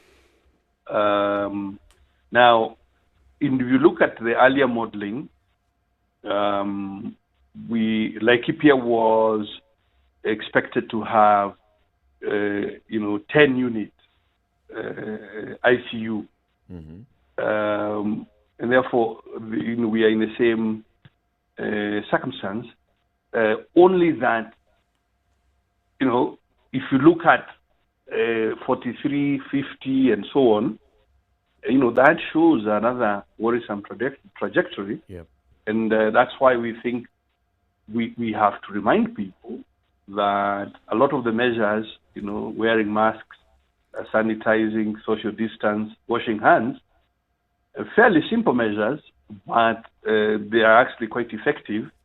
And we need to remind the citizens that we cannot afford to be lax. We need to go back to that. Do you think that such an intervention at this point will work? If there was a almost complete relaxation on these same measures that we're talking about, whereby the belief by many people was that, COVID has come to an end, so the measures were basically thrown out the window. Do you see that bringing that back, because what we're looking at, to be honest, will be a reintroduction of this messaging. It's almost as if we are starting from scratch to tell people that this is what you need to do. How do you see that working now? Well, yes, it can work. It has to work. Because what we are staring with is increased death from this COVID. Citizens had gotten to a point where if you took a sample in any town of people just walking around or doing their own work stuff, that 60-70% would be wearing masks. If you take that same sample, we are down to maybe 10 or 15%. Now, how do we get it back to 60 or 70%? It is very strong communication, but it is also enforcement. Remember, at the beginning, we had some, police officers, for example, could stop you to say, well, why are you not wearing your mask? We need to go back towards that, but also stronger communication. I think unfortunately, the political processes, the political temperature is not very helpful because, top leadership feeling the need to go out and have meetings, large meetings, for example, and that is working in the negative in terms of the behavior of the citizen. But my sense is that we have to give it a very big push. Otherwise we are going to have a very serious crisis yet again. You talked about the fact of top leadership needing to go out and have these big meetings. Do they? Sorry, say that again? Do they need to? Do they need to have these big meetings whereby, the risk of the transmission of COVID, for example, is very high? Do they need to, at this day, at this time in which we are in, speaking as one of them, Governor? I don't really think that they need to. Look at New Zealand. New Zealand had a general election the other day. And, the Prime Minister was in fact re-elected. Many people say she's doing a good job. It was not a big hula baloo. and they didn't need to, go through all these masses of rallies and so on. But if you look across the pond on the other side, look at the American election, again, different behavior. Actually, behavior that is more like Kenyan behavior of throwing caution to the wind and going all out. So personally, I don't believe that we need to do that. I think probably we need to call out the national legislative to say, look, you are really putting us back onto a very risky circumstance from the health point of view. But this is also happening in the counties. I mean, the meeting yesterday was happening in Kisumu, for instance, and we saw the governor of Kisumu was there, was present, and the residents of Kisumu were the ones who had come out in large numbers, many of them not wearing masks, many of them, of course, not observing social distancing. No message at all from the local governor. So we can also say that national leadership is combined. It's the president, the former prime minister, the deputy president, the county governors. Well, look, Eric, I agree with you. I mean, I don't excuse us as governors from those who need to exercise restraint and to remember that when you have a large meeting with a large number of people, the probability is higher of transmission, and inevitably there will be citizens who will not have masks. And when you have a large meeting, it is not very realistic to expect social distance from people. So I don't excuse governors at all. I think we are part and parcel of the national leadership, and we are part of those who need to exercise restraint. Let me ask you a specific question, Governor. Did you celebrate Mashujaa Day in Laikipia? Yes, we did. And was this social distancing? We did attempt. I mean, we had a very restricted crowd. We were with, like 200, 300 people, actually about 300 people, in a controlled environment in the Nanyuki Stadium, so that everybody was fitting within the allowed seating space. Mm-hmm. In the end, frankly, people were not really able to maintain the social distance in the way that I certainly would consider appropriate. And we then, some of the things that go with it, for instance, usually senior officials will gather in one place for a briefing before they go to the stadium. We cut that out. Usually after the celebration, the citizens and the senior officials will go to lunch together. We cut that out. And we also reduced the period that people are out in the field. But, even I felt that I was somewhat uncomfortable and almost wished we had done it the way we did Madaraka, which was 100% online using Zoom. You see, why I ask is because if you consider that we were looking for a test as to whether our messaging and the efforts that the governments have made, both county and national, towards reducing this the effects and the infections of this pandemic, I think the proof of that particular experiment is in the way our people behave. Because without a doubt. Yes. Without a doubt. I mean, I if you look at my message from that Mashujaa Day, I had my message was actually simply about where we are with COVID and what we need to do. And that was the extent of my speech, because I just felt that we, as I said, we have allowed ourselves to get into a bit of a bit of laxity has crept in, and we need to find a way to bring back also somehow I think it's like all of us have become used to it, quote unquote. So the shock value, when we were communicating, let's say 5 months ago, if I said we had 50 cases, people would have gasped. Right. Yep. But yeah, when we had our first case, I mean, people were calling and saying, you could see the concern was palpable. You could almost touch it. Now we say we have 43, and people say, oh, is that so? Yeah. Time for us to take a break, Governor. We are speaking with Governor Nderitu Muriithi, the Governor of Laikipia County. The state of COVID-19 in the counties is what we are discussing this morning. We've seen a number of cases rising. He is also telling us the number of cases in Laikipia is rising. Let's take a break. When we come back, we have more on this conversation. We are live on Spice FM on KTN Home. It's 25 minutes after 7. This is the Situation Room, the only way to start your day. Spice up your life. 87.9 Spice FM, Mombasa. 24/7 around the world, non-stop. This is Spice FM.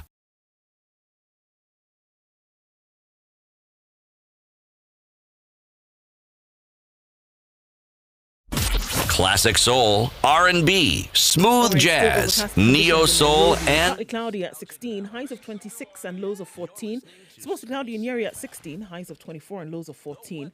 Nakuru is experiencing mostly sunny conditions this morning at 14 degrees, highs of 24, and a chance of showers in the afternoon. Eldoret is looking like a wet day today, highs of 22 and lows of 13, and in Kisumu, 27 degrees will be the high, and a chance of rains going then into Saturday, as is Kakamega. 24 degrees will be the high and lows of 16. Mombasa is mostly cloudy at 26 degrees, going to highs of 31. Malindi at 27 degrees is partly cloudy, highs of 31 and lows of 26. Kampala mostly cloudy at 19, highs of 24 and lows of 16, with rains expected later. It's mostly cloudy in Dar es Salaam at 26, it'll go to a high of 32 today. And Johannesburg is mostly sunny at 16, going to a high of 30. And finally for now in Lagos, it's partly cloudy. 32 degrees will be the high, coming down to lows of 24.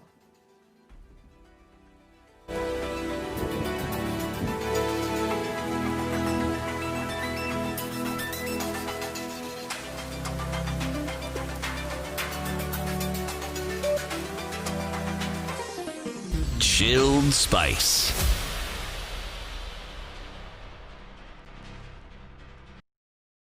Sugar and spice and everything nice. Everything nice. Spice up your life. Okay, so coming into the city from Thika Road was causing some problems. At the underpass at Pangani, there's some hold up there, bumper to bumper situations as you get through then.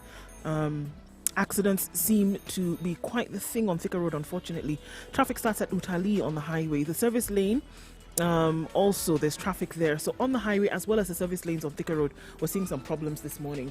Outbound also, there was an issue that has been sorted out, but the traffic that comes after that is what is being dealt with at the moment. Coming off Mombasa Road, it started to build up all the way from the SGR, then through to Nyayo Stadium at the roundabout, and then even on towards Uhuru Highway, and then through into the CBD and into Western. So we're seeing traffic all through there today, moving very slowly at this point. We know we're going to get out of that one, but for now, this is where we are. Spice FM KE, that's how you can reach us on Twitter. You can find an alternate, but remember, everybody, you can use the southern and eastern bypasses to and from Mombasa Road and Thika Road. Okay? Text us also, 40127. Spice and everything nice. All right. Spice FM. Spice up your life. Mature, intelligent talk every morning. Spice up yourself.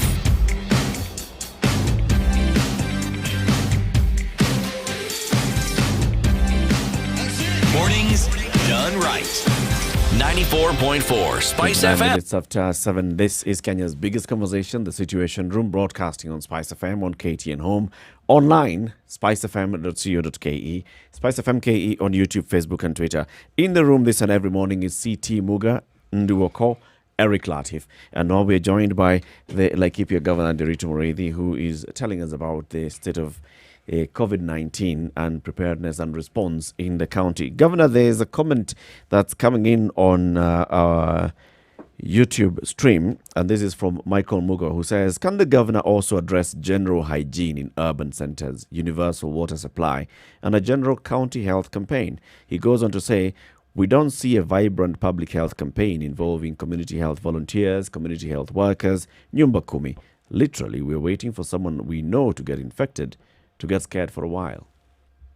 And I think that for a while is also to be underlined. Get scared for a while and then go back to normal. What do you respond to that, Governor? Well, I would say to Mr. Molo, I agree. A good thing can be made better. Yeah, we, from a hygiene point of view, we have been very, very strict in the marketplaces, in cleanup, in enforcing, for example, that at all eateries, they must have the wash point as they go in. If you recall, those were some of the conditions for reopening of eateries and so on. But I would be one to agree with Mogo that we can do better. In fact, we have a work stream going on in the county to ask the question, how do we entrench these hygiene measures so that people, they become part of ordinary life as opposed to be just part of management of COVID? Because what we have seen, Eric, is that the increased hygiene issues have, as a matter of fact, improved the rest of the, or decreased the diseases or disease burden that is generally associated with hygiene or hygiene issues, things like diarrhea. If you look at pediatric cases, what we are seeing is a reduced incidence of our children at hospital, and the experts attribute this to this issue of increased hand washing and so on. So, yes, we should continue to do more to entrench these measures so they become part of the ordinary way in which we live. Let me ask the question. Would you say that among your members of staff that they have internalized all these things that we're talking about to the point where they themselves practice what they preach? I would say so. Observing the, like for instance, just the frequency of physical meetings, basically at a very, very low frequency, people opting to have online meetings, and us, at senior management, encouraging that and making it possible for more and more people to meet online when they need to have a conversation. If I look at the observance of wearing masks when you meet people when there is more than one person in the room, that they are wearing masks. So I would say yes, there's increased observance. Also remember that particularly health staff are themselves at higher risk, and in fact we've had a couple of infections amongst health personnel. But I think overall we simply need to revisit this issue, I would say, with some urgency and some seriousness. You see, why I asked this question, in a time gone by when I believe it or not, was younger than I am now,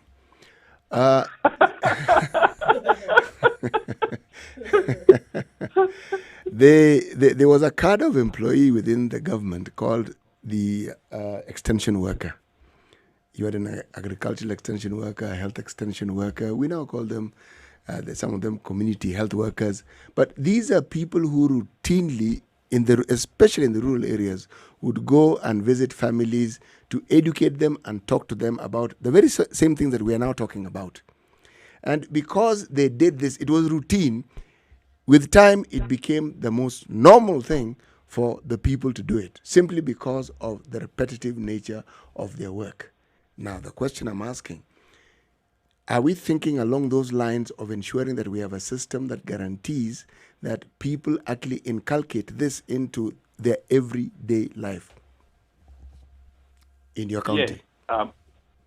Yes. You see, at the beginning of the pandemic, we had about 650 community health volunteers. We doubled that number, so we are now at 1,200 community health volunteers. And the reason we did that is because the you see, we had zoned the households in Laikipia, and each community health volunteer was responsible for 200 households. And we figured out that that's way too many, given the need for frequent conversation. And that's why we doubled the number. And if you recall, our UHC model, the CHVs are very, very important because of exactly what you have said. And in our modern reincarnation, they are also responsible for assisting people to register for NHIF, which is the payment part. But of course, then part of their main work is simply to ensure that people have the right information and that to encourage the right behavior. So the answer is yes. As to your second question, do we have extension, like agricultural extension workers? The answer is again very much yes. And in fact, as we sit, we are requiring them to do slightly more than pass production information for purposes of agriculture, and to get involved in what we are discussing. I would think that the reason the numbers had remained quite low, because for the first 6 months, cumulative infections were around 200. Then since the relaxation of measures, the cumulative infections have doubled to about 410. So I would have to argue that the measures were working, but once the relaxation came, I mean, people's behavior inevitably also, the people lowered their guard, and that's why. That is why, you see, my argument, Your Excellency, is that then the measures were not successful, because for behavior change to actually be precisely that, behavior change, then the change must actually be exhibited even in the absence, because basic hygiene shouldn't be a factor. It shouldn't be something that we relate to COVID only, as you very correctly put it. It's something that is absolutely necessary. So, except that, yes, what has changed is that now people go to funerals and they can go 1,000 people, or 2,000 people. Now people are back to mass weddings and they can go, 2,000 people. So the interactions is what the issue is, and the our thesis, or our what the evidence is certainly is pointing to us, is that it is these kinds of interactions that provide the ground for people to for infections to happen. I think you've made my point even better, because it means that message has actually not been internalized, because it isn't just a message of hygiene. There's a very clear message of social distancing, and herein lies the problem. Somehow this social distancing thing, if I may call it that, doesn't seem to resonate very well with our people. Let me start. No, it doesn't. The hygiene at a personal level, I think that those efforts were better internalized. Yep. But the social distance question, which is about how many people should interact in a particularly functions like weddings and funerals and other social gatherings, that has certainly, our behavior has not changed as far as that is concerned. It appears to me that even the leadership, the national leadership, has a different outlook towards this. And I want to start this conversation from what we know about the president, for example, that we hear the president receives intelligence briefings every day. The intelligence briefings will include everything, the state of affairs, security. This at some point was declared an existential threat to the country and had serious implications. That's what was informing a lot of the actions that were taken initially. Is it possible that some of the briefings that the president is receiving now could have changed, or it could be indicating something different? that could also even inform the way he himself is now behaving in public. And also then, that also informs how he is engaging. Initially, he was very, vocal and saying, let's even talk to the Council of Governors. When is the last time you had a conversation, apart from that national the conversation on COVID-19 that preceded the reopening of the country? Is it possible that maybe at the national level, maybe the people who have information have different kind of information? I think, Eric, that certainly the threat is perceived differently. Remember that, say, back in March, there was far less information and knowledge about the behavior of this particular disease. Over time, a number of things have become slightly clearer, and therefore perhaps the threat assessment has changed. One of the things that has become clearer is, if you take any sample, how many people will be symptomatic, how many people will have real conditions that need management. So that number has become clearer.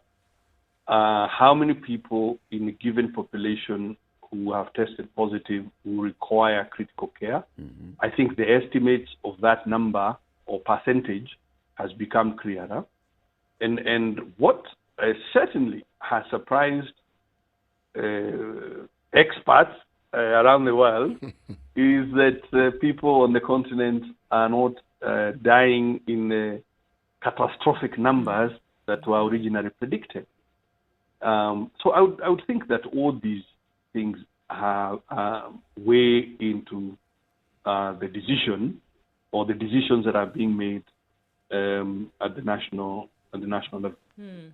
Schools recently opened, and I'm sure, of course, they did in Laikipia as well. I'd like to know, what was your initial reaction to schools opening, and do you feel that they should remain open in light of what we see now in the rising cases?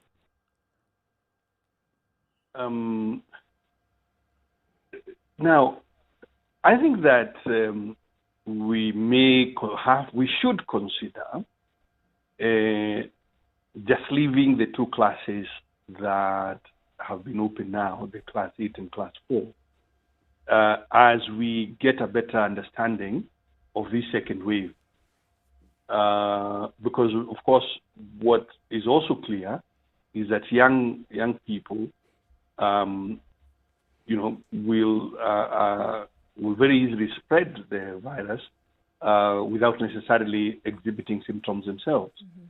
So my own view is that we should pause there, observe this thing for the next 2 weeks, 3 weeks in terms of what is happening at the school level, perhaps focus a bit of testing there, and then make further decisions as to whether we should continue reopening. Yeah. We're having a conversation with Governor Nderitu Muriithi, the governor of Laikipia County, discussing the spread of COVID-19 in the counties and looking at the county response now to this. Governor, this communique from your CEC was asking Laikipians to prepare and expect strict enforcement of executive orders, of a curfew, of public health laws, of Laikipia County COVID-19 regulations 2020, among others. Are you really likely to, go ahead and enforce some of these regulations where you are? Or is this just, caution saying we are observing and nitakuchapa? Same thing parents say. Well, no wonder the guy in the intro says Asian provocateur. But I mean, seriously, Eric, what we are trying to communicate to the citizen is like this. There are some basic things that are already on the table. Wear masks in public. So what we are trying to communicate is that we are going to enforce. We know that you must wear your mask when you go out to the public. You must social distance.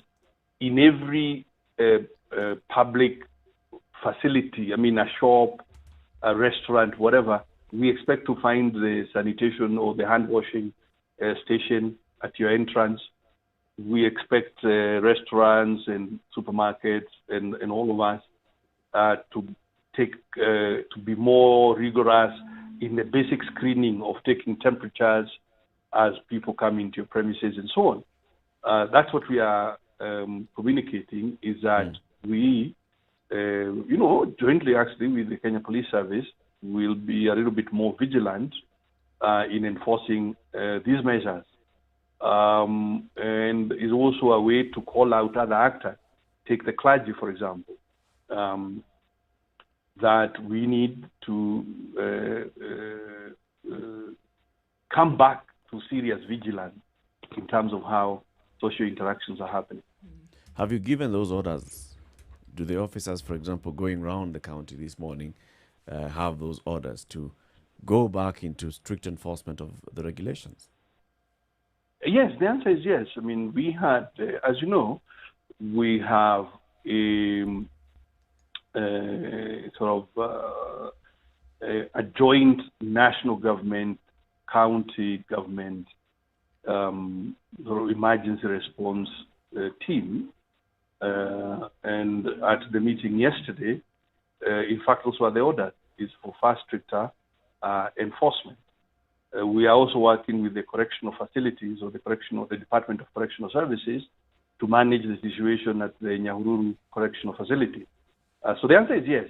We are already at it, and we citizens must expect stricter enforcement of the COVID protocols.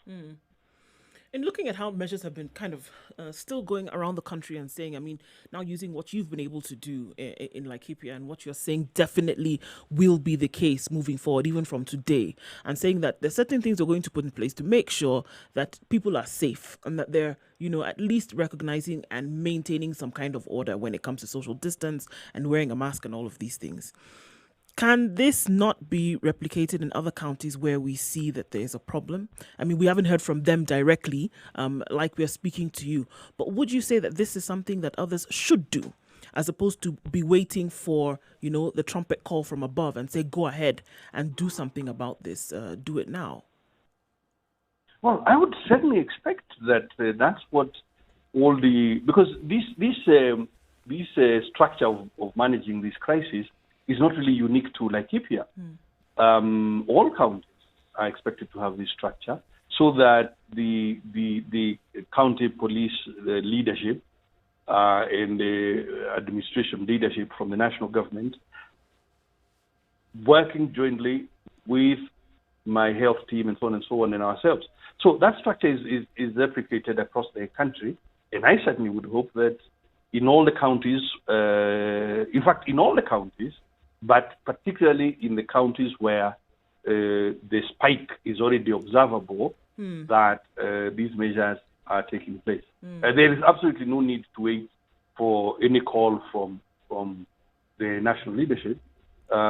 We should get on with it. Oh, sure. I mean, because unfortunately we hear that, every time we're waiting for the Ministry of Health to then let us know what to do. We're waiting for the Ministry of Health to give us some kind of direction. Yes. I mean, who is saying that? Who is saying that? I mean, I am not aware of any county government that is sitting around waiting for the Ministry of Health, because health is a devolved function.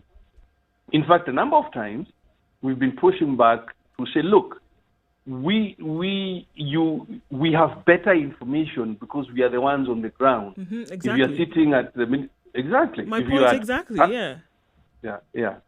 So well, certainly to be very unfortunate if any county government is waiting for the Ministry of Health to tell you what to do. Health is a devolved function. We just get on with it. I mean, we cannot wait for Ministry of Health. In the height of this response to the pandemic, Governor, there was the announcement that the government was going to hire more healthcare workers so that they can help in this response. After a couple of weeks, we spoke to the leadership of the Doctors' Union, and they were also raising concern that it's taken a bit long for this recruitment to take place.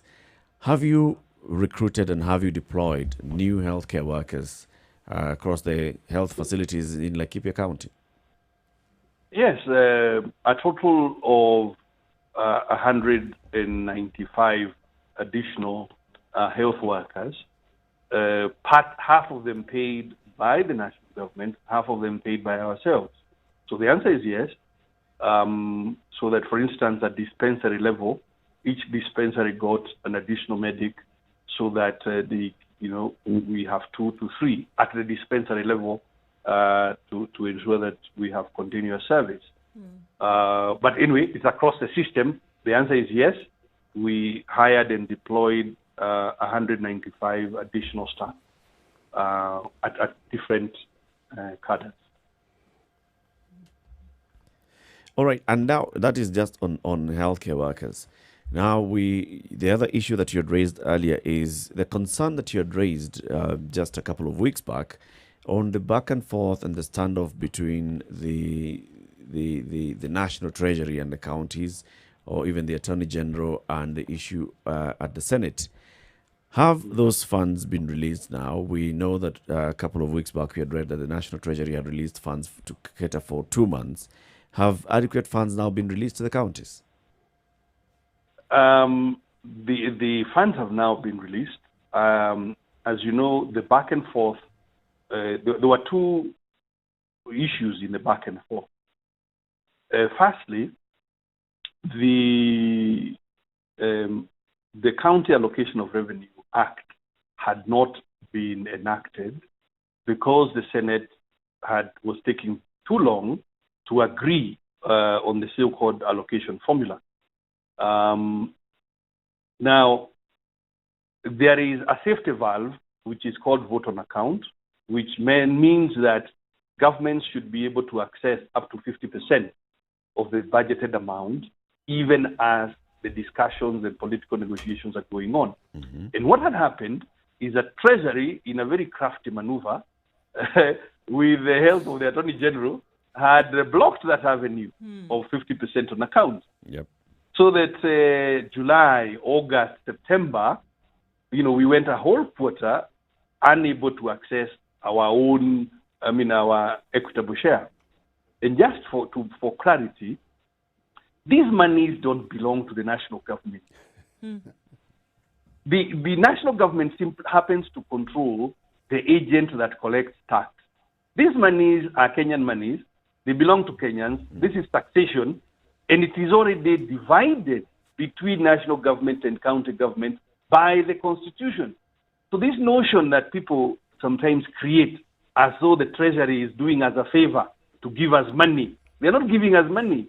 This is Kenyans' money, money belonging to Kenyans that they pay in taxes, that is collected by KRA. And unfortunately, because KRA is controlled by the national government, then they are able to throttle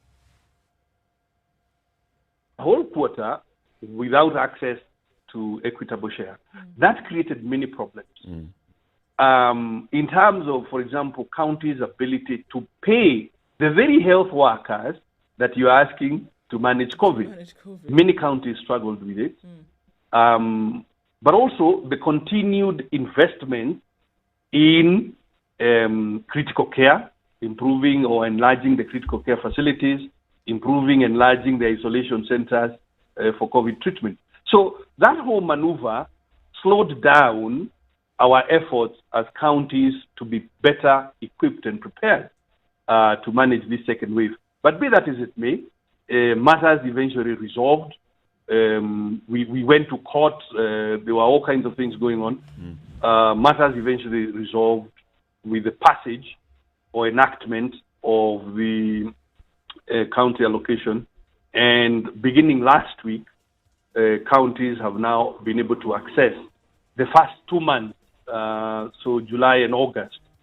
So we are still more than a month and a half behind. Nonetheless, counties have some liquidity. And you've seen already that in most of the counties, the threat for strike action have died out because now they've been able to pay their workers. Very, very unfortunate turn of events, but it is what it is.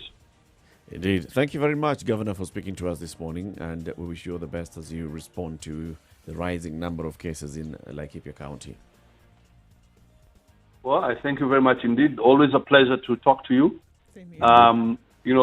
I was about, had it been a different circumstance, I would have been encouraging you to come out and visit Nanyuki and enjoy Laikipia. Right. But, well, the invitation still stands, but know that there is a slight spike in the number of cases. Asante Yeah. sana. Have a Thank you. good Thank you very day. much. This is Kenya's biggest conversation, The Situation Room, broadcasting on Spice FM and KTN Home. Try to take a break for our audience on KTN Home. This conversation, however, continues on Spice FM. In the next hour, we will go into the politics of tea. What is happening in the tea sector in the country? The tea sector reforms, are they going to work? Are they not going to work? Are farmers happy with this? Are the stakeholders happy with this? Keep it right here. Good morning. It's 5 minutes to 8. This is the Situation Room, the only way to start your day. Spice up your life. All right, so we continue the conversation right here on Spice FM, broadcasting on Spice FM 94.4 in Nairobi, 87.9 in Mombasa. In Laikipia is on 90.9, that's the Nyeri frequency. Malindi 97.7, Nakuru 96.0, and 102.5 in Kisumu. And as we've heard, this frequency is also being heard in other parts, like in Bomet County. 102.5 is being heard. So, listening to the governor speak and, what they're saying, they're responding and saying that they want to have a strict enforcement of these regulations. Do you feel like the people would react well to hearing that they're now being told we're going to have more strict enforcement of these regulations? It appears that people have gotten to a point where they're like, We're not doing this anymore. what is this about COVID? We are fine. Of course, it's going to be met with backlash. That's for sure. Where people had already thrown this thing out the window and said, "Okay, we're done with this thing," and then now you're coming and asking them to reintroduce this pattern into their lives. It's going to be met with that. But I think what is going to be fundamental in this messaging is getting people to understand that even though it is the same virus, it's the same disease, things seem to have changed within the same disease. Within the patterns of the same disease, you're finding more people sick, you're finding more people dying. And I think that is the messaging that has to come through. It's not a matter of the government said, it's a matter of living. It's about you and your life.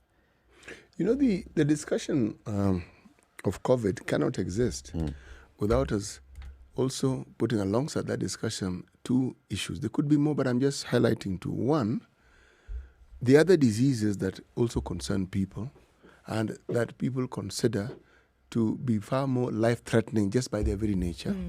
That is one. And then just the challenges of day-to-day living and the expenses related to it. And then again, you put that alongside the costs that healthcare also brings with it.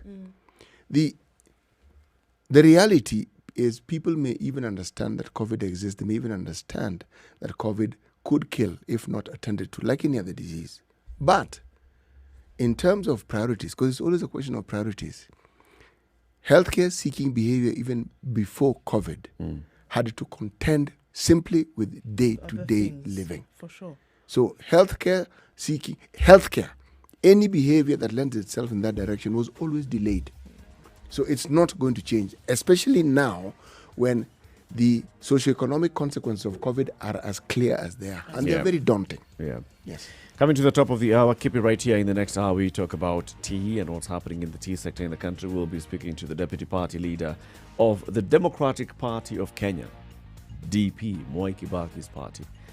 The name is Irungu Nyakera, former principal secretary. Good morning. It's now 8 o'clock.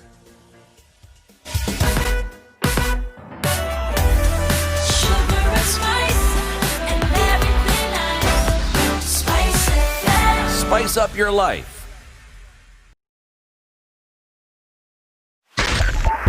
.5 Spice FM, Kisumu.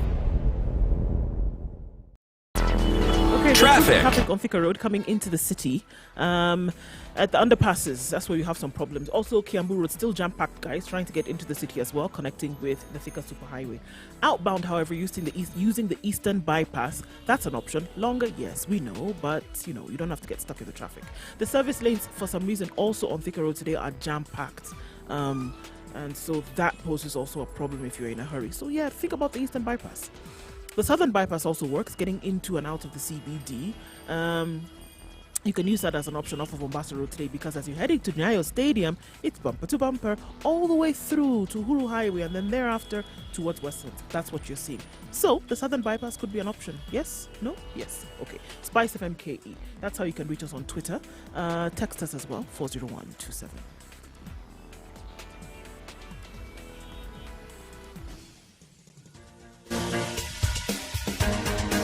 This is The Situation Room, the home of hard-hitting political commentary and penetrating insights about the state of the nation. This is a talk radio experience like no other. The Situation Room, a place for hard truths, debates, and elevated conversations. The Situation Room, witty, political, engaging, deep, controversial. In the room, we have C.T. Muga, researcher, academic, seasoned political observer, a fountain of wisdom in these politically uncertain times. Ndu Oko, Nigerian by birth, Kenyan by choice, communications expert, Pan-Africanist, a truth seeker and believer in people power, and Eric Latin, agent provocateur, the man in the chair, seasoned journalist, news hound, a man who believes in punching up, not down.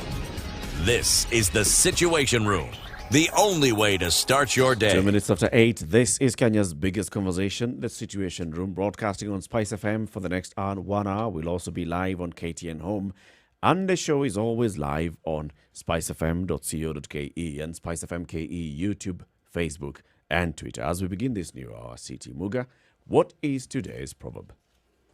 If a woman doesn't love you, she calls you brother. Why? Breaking the hearts of people every morning. That is CT Muga. Wow. That's a really interesting tag. I hadn't seen it that way. Yeah. So let me repeat it so that we can entrench that particular perspective. My goodness. If a woman doesn't love you, she calls you brother. Where is that proverb from? Of course, it's African. What else could it possibly be? It's in very many communities in the African continent. It is, and it isn't quite... Various forms and variations. Yes, but... all saying the same. She don't love you, you can tell. Yes, and ballads have agreed. They have sung songs. Okay. Okay. Kabisa. So let's talk about chai. Nataka chai. Chai in the country is not now the chai of police officers or the chai of government officers or the chai that you give to people when you want them to do something for you. Not that chai. Not that chai. Yeah. It's the chai that we actually take. Going to any homestead in the country, and one of the things that you expect is that they are going to offer you tea. And if they don't offer you tea, then they'll call you brother. Oh, wow. Kenya exported over $360 million worth of tea in 2019 alone. This is against a global demand of 2.2 billion cups of tea every day. Just the other day when we had the London Marathon, the Kenyan government, being led by the High Commission in London, was doing this campaign, understanding very well that the people in the UK are very, very big on tea, and saying much of the tea that you consume in this country comes from Kenya. So we have a product that we've exported over very many years that has a ready market all over the world. It's called now, it used to be called the Export Promotion Council. It's now called Kenya Branding and Export Promotion Agency or something like that. Is even discussing with the market in China to expand the market for Kenya's black tea into that Chinese market, because Chinese market, they're big consumers of tea, but not black tea. So how do we then get new markets? So there are all these efforts at, expanding our market, making sure that our farmers in this country can then have a ready market all over the world. However, I am just going to look at I've just typed on Google tea, Kenya, and gone under the tab news. Listen to the headlines. KTDA urges tea farmers threaten to boycott harvesting. This is 2 weeks ago. National Assembly finalizes report on tea sector findings. That's 2 weeks ago as well. Farmers and KTDA differ on proposed tea regulations. That's 4 weeks ago. The real problems in the tea industry. That's 3 weeks ago. Kenya tea farmers to get lower bonuses. That's a month ago. High Court paves way for KTDA managed factories to hold elections. This is something that's happening in the courts. That's 2 weeks ago. Key tea sector reforms to be released. Tea exports fall 14 million kilos in 8 months. And this is the headline. About 13 hours ago, tea bonus falls to 27.6 billion shillings. Any of those that is a positive headline, I missed it. Please just remind which of them was anything positive. Unfortunately not. Unfortunately. So we've gotten to a point where this even got the attention of the president himself. And a couple of months ago when he was addressing these issues in Mombasa, he said, look, we have had issues in the tea sector and we need to have reforms. Appointed a new CS for agriculture and said, among the things that I want to see is you sorting out the mess in the tea sector. But before the president spoke, had these same issues not been raised before by people in that sector? Oh, yes, they had. And they had been raised for a long time, I presume. Oh, yes, they had. Yes, so the president's understanding of the resolution to this situation was appointing a new minister and asking him to attend to it. Take charge. Yes. But let me ask, the problems that you have read out as they have been presented, if we are to do the Kenyan thing and focus on blame, does the blame solely lie on the management of that tea sector? Or are there factors that are outside their control completely? Factors outside the control of the managers of the tea sector. Yes, anybody who's in the tea sector and in that position of management. Factors such as global warming. What else? No, not global, not even global warming. Factors such as Sri Lanka, after 25-year strife, comes back into the market because when they were fighting each other, we had a fairly swell time with regards to our tea being bought by people who had probably previously bought from Sri Lanka. Okay? Then the vagaries of climate now comes in, all right? So when you have these countries that previously, let me talk about one country. Sri Lanka. Yes, the production comes back. What do you think is going to happen? There'll be a glut. There'll be more tea into the market. If there's more tea, are we saying that there's been a corresponding increase in the demand for tea? The truth is, anytime you have an increase in production, the cost of that particular item, base economics, tends to go down. So, are these factors being considered? Or is it just that we are going to focus on people who manage these things? I'm not saying there are no problems. I'm simply saying, have we considered other factors that may be outside the purview or the control of those who manage the tea sector? All right. Those who manage the tea sector also have a responsibility to market the product. So yes, there could be an increase in the market because of a certain producer now coming back into the market. But how well had you positioned yourself in that period when Sri Lanka was fighting? In that period when you had a better position in the market, how well had you managed yourself?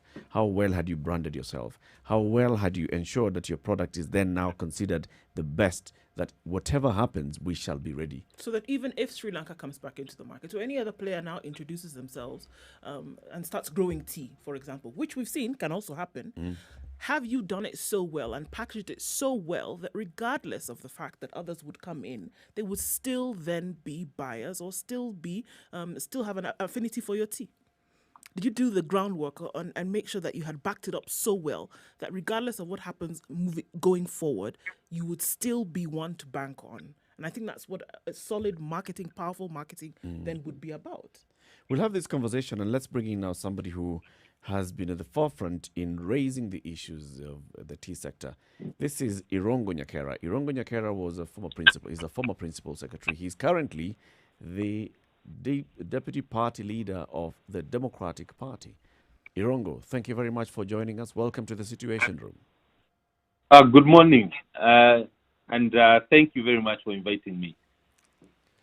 Irongo, you are among the people who are very vocal, have been very vocal in demanding reforms in the tea sector, in demanding new way of looking at things in the tea sector. Just paint for us the picture. What is it that you have issues with? Okay, actually, if I just first address the question that have been raised by Bonamuga with regards to the market and whether it's the market dynamics that have changed and hence why our tea is not earning what it ought to be earning. And it's true, of course, it's about demand and supply. But in this case, we're also talking about the supply of a very premium tea, which is from Kenya. Actually, most of the global teas don't have the same the level of they are not in the same quality as the Kenyan tea. So, you have more Kenyan tea being produced, it means that the ones that will be suffering are the ones which are poor quality, because then the Kenyan tea will be actually demanded more, even for things like blending and the rest. What happens is, I think it's an issue of marketing, as has been mentioned. We have concentrated on the traditional markets that we've always sold our teas in. If you look at right now, I think we sell about 60% to Pakistan, and the percentages of the top 5 markets is about 85%. So it means that any disturbance within those markets, and most of them actually have had disturbances over the last few years, from Egypt to Sudan to Pakistan with their currency. So if we do not diversify the markets where we sell our teas, then the challenge is we always have this issue. In the task force report, which was for 2016, marketing was identified as one of the issues that has to be resolved, and the KTDA tasked to actually form a proper marketing team within itself. And I was why aren't we looking at other African markets? Congo, for example, Angola, the US. You're talking about the US market being a huge market, but there's no Kenyan tea, because apparently the kind of tea that they require in the US, you need to grind it differently here. But there's probably an investment that can be done to be able to serve that market. So it's an issue of actually marketing, finding the accepting that we won't only always serve these 5 markets. How can we also broaden?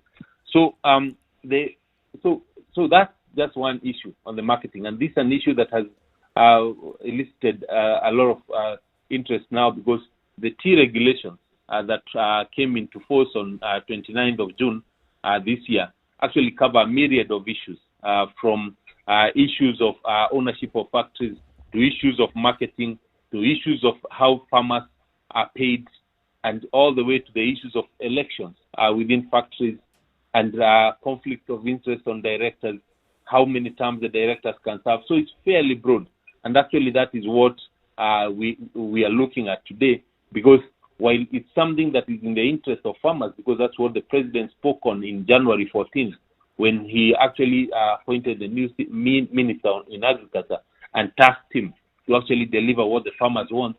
We have the other side, which is the KTDA, the IATA, and the other actors within the tea subsector, who actually do not want reforms.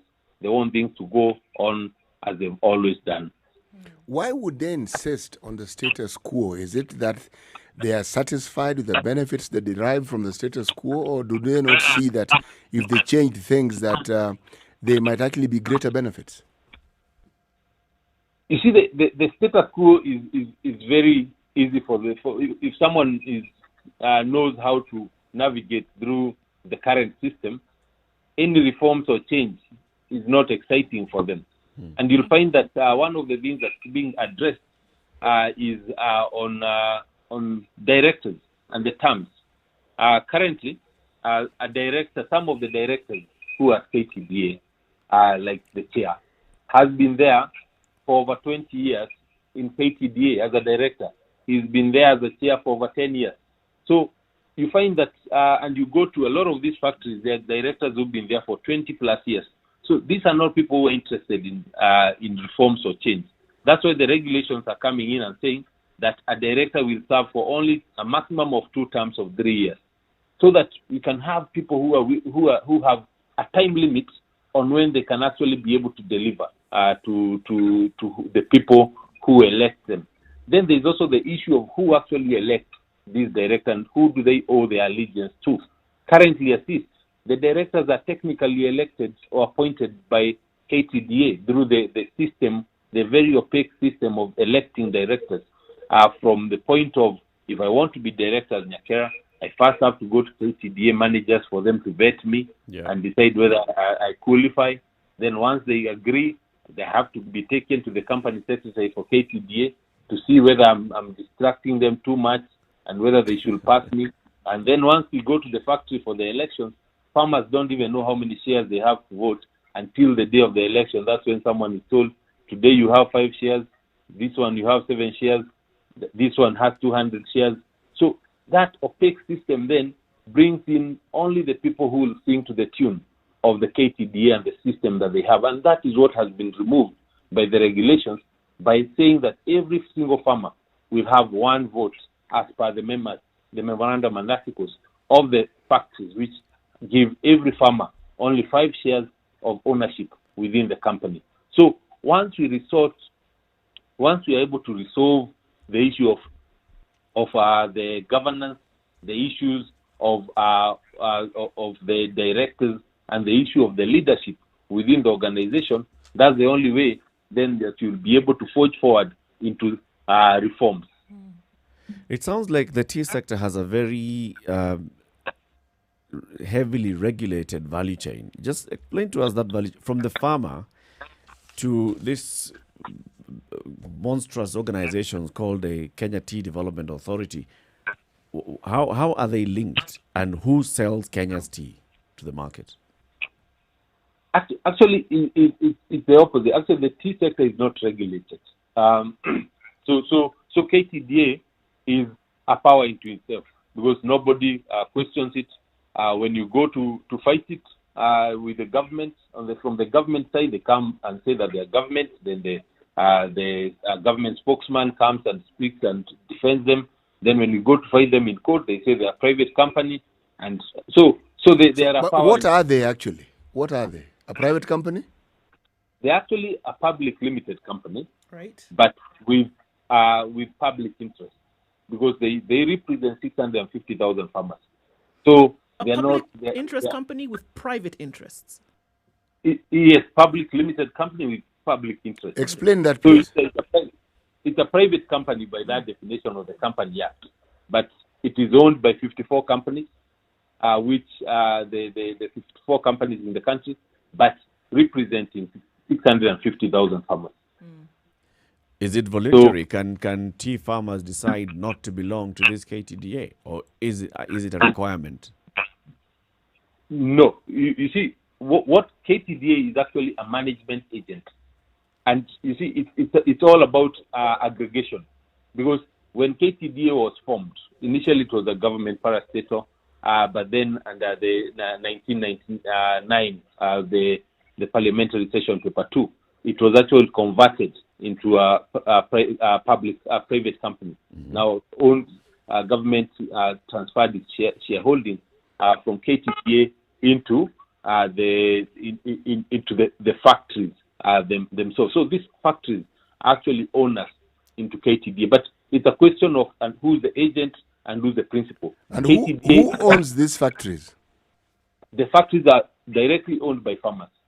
So each of the farmers has, like my factory back in Moranga is Kiru, it has 8,000 farmers. So in turn, then that factory then owns KTDA.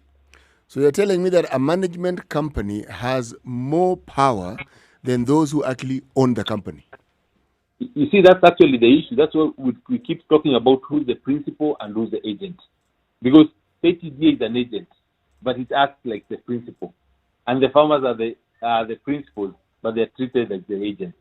And if you look like the case that the farmers went on this regulation, and the KTDA went to court and stopped the regulations. And last week, the farmers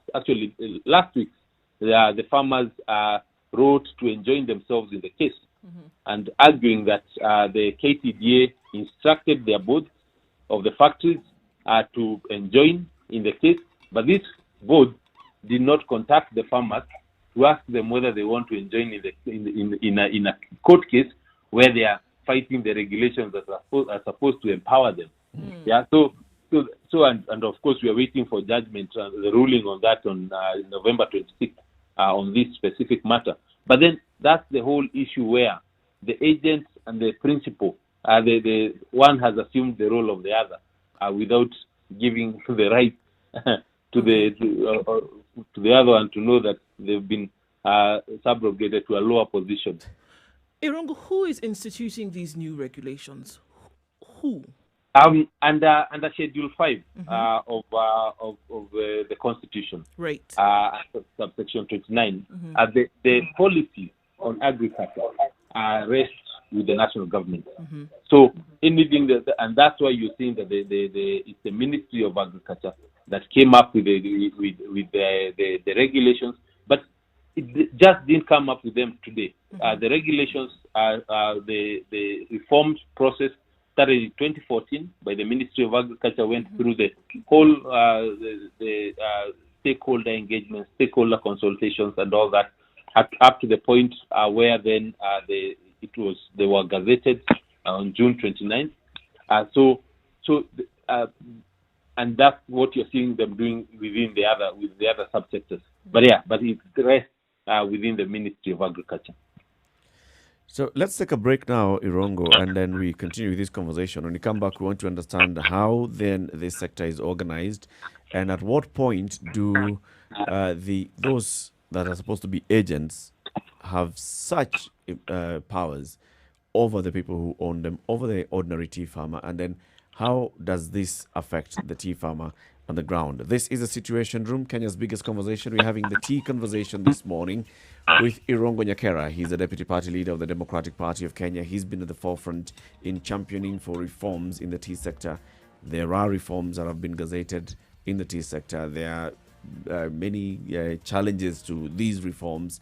There are issues with farmers, even at some point, saying that they're not going to harvest their tea because of whatever issue that they're having with KTDA. We'll be understanding them shortly. We are live on Spice FM and KTN Home, 24 minutes after 8. Time for a break.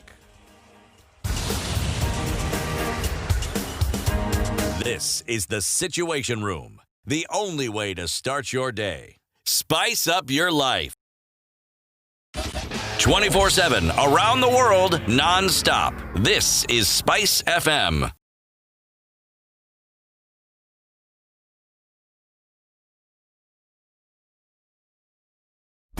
Classic soul, R&B, smooth jazz, neo soul, and nostalgic ballads. Make some noise. Yeah! You're listening to Spice FM. 24/7, around the world, non-stop. This is Spice FM. Next week on the Great Kenyan Bake Off. Come on now.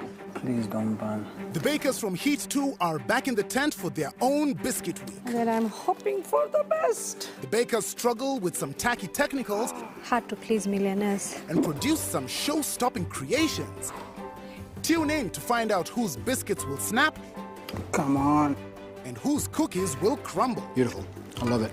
I would like a whole bag of those. The Great Kenyan Bake Off, brought to you by Unga Limited, inspiring a nation to bake.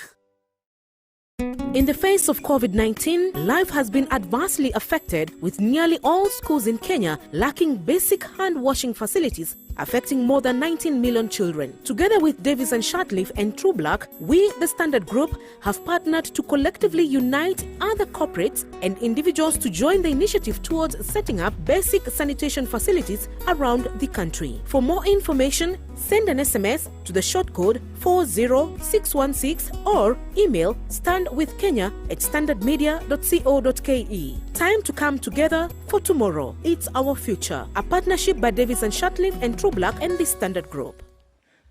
Nairobi, some clouds this morning at 18 degrees. We will see highs of 26 and lows of 14.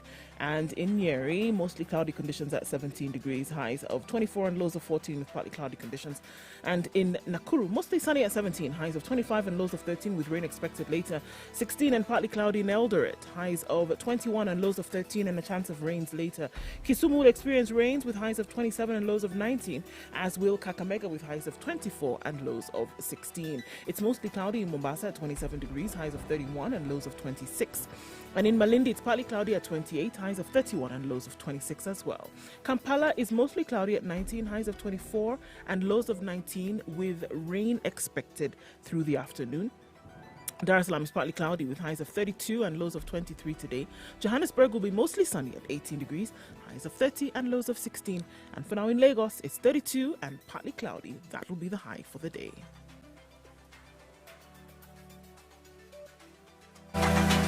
Are you ready? Okay. Spice FM.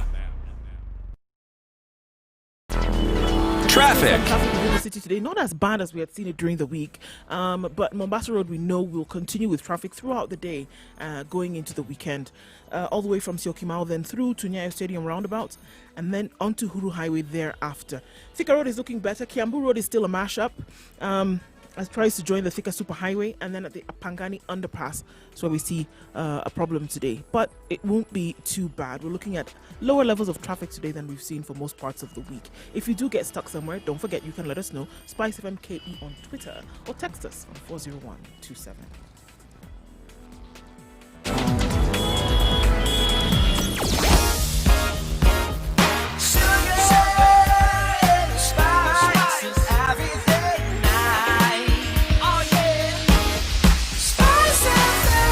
Spice up your life. Mature, intelligent talk every morning. Spice up yourself.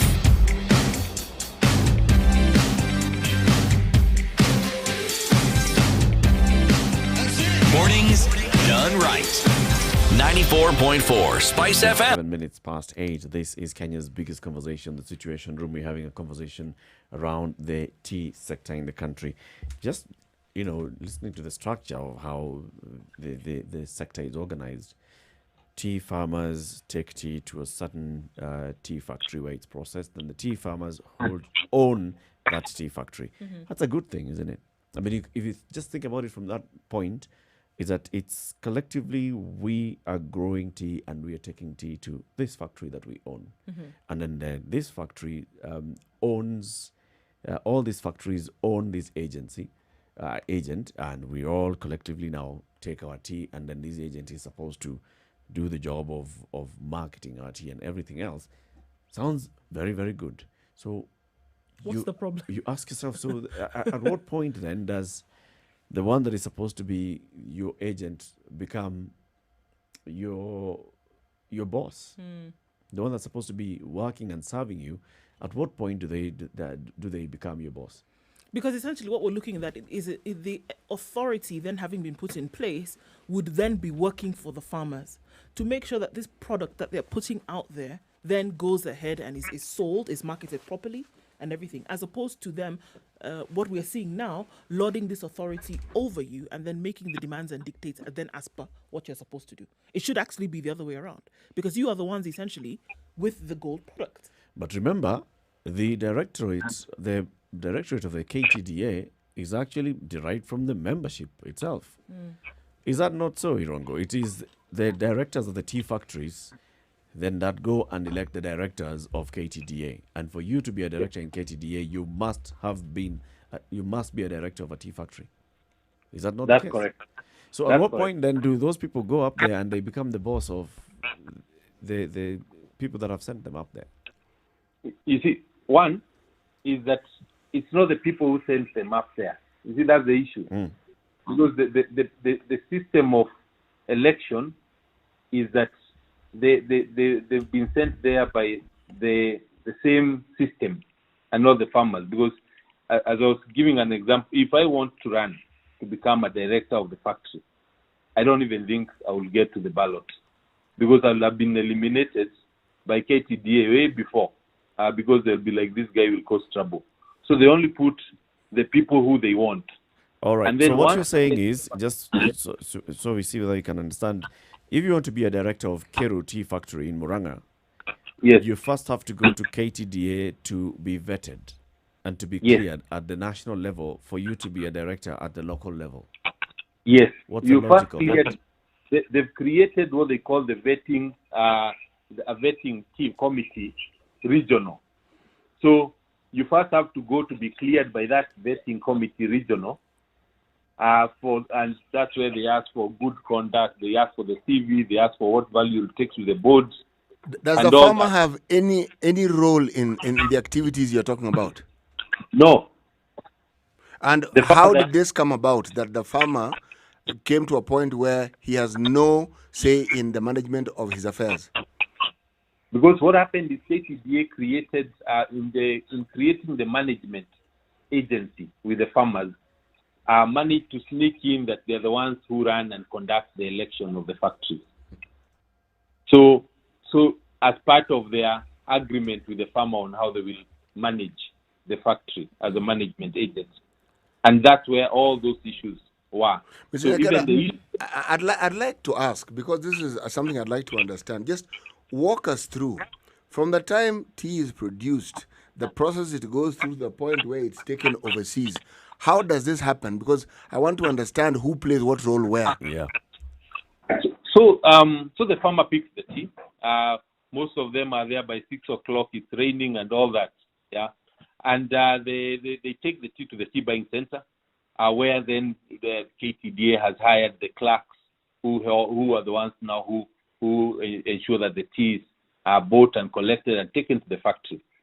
At the factory, that's where it ends with the farmer. The farmer does not know what happens to their tea after that. So once it goes to the factory, it's dried, it's processed, and then the transporters again, who you find that most of the directors are the ones who carry out the transport business. That's the conflict of interest that's addressed in the regulations. Now take the tea and transport it to the Mombasa warehouses. And at the Mombasa warehouses, that's where the tea is either sold by auction at the East Africa Auction Tea Trade Authority Agency, the IATA, or the other that is not sold through auction is sold through what we call the direct sales, which have been removed and made illegal by the regulation. So at the auction, we have the different memberships at the auction who are the buyers, and they're the ones who come in and to buy. And should they not buy a certain tea, goes and is sold, is taken out of auction and is sold by direct sale. And you find that the terms of the direct sale are very punitive sometimes, because in terms of payment terms, some of the people pay within 6 months. They're given crazy credit. In terms of pricing, we saw like in the month of August, in just one sale of about 1,000 containers, where you look at the auction price versus the prices that was sold on direct sales, and we had lost about 165 million shillings from just one sale of 1,000 containers. So that's why the sale at the auction is by the brokers who have been appointed by the factory. So what you find the regulations are doing are trying to streamline the entire the process of how the tea moves from the farmer all the way to the auction, reducing the costs that the farmer is bearing, and ensuring that the loopholes that are there for price manipulation at the auction, and also on even issues of theft are taken care of. Who carries out these auctions? Who carries out the auctions? auction? Because auctions essentially will determine how much this will be sold for, whether it's on the international market, and then whatever is left thereafter. So who then is in charge of these auction sales? The auction sales, so for the factories, the factory appoints 2 brokers. So each factory has 2 brokers who represent and make the sales on their behalf. And what the regulations require is actually for these auctions to be automated, and also for the factories to have their own representatives over and above the auction, the brokers, and the factories to be members of this of the auction house. So that way, it is very clear, because the issue is on this KTD and the tea sector is about opaque systems, opaque structures, and lack of transparency in a lot of areas that we require as farmers and others to know and to even suggest improvement if you see it. And that's what is being protected by those within the system and their cartels, to ensure that the status quo is what remains and everything remains as unclear as possible. I am, again, from a point of ignorance, there are tea companies in this country that you could consider private. One thinks of Brookbond, one thinks of Finlay's. What is their relationship with KTDA, if there is any? There's no relation. It's just that even them, sometimes they buy KTDA teas, Unilever, your Finlay's, and the others, and they use it to even blend their teas. So even them, as per the requirements, actually all their sales will also go through the auction. You see, the auction, the idea is actually to be able to achieve the real price instead of having a fictitious price. And also even from a tax perspective, to be able to get the right volumes and sales that are being made by even these big companies whose sale is about 35% of the tea. KTDA controls about 65% of the tea sales out of the country.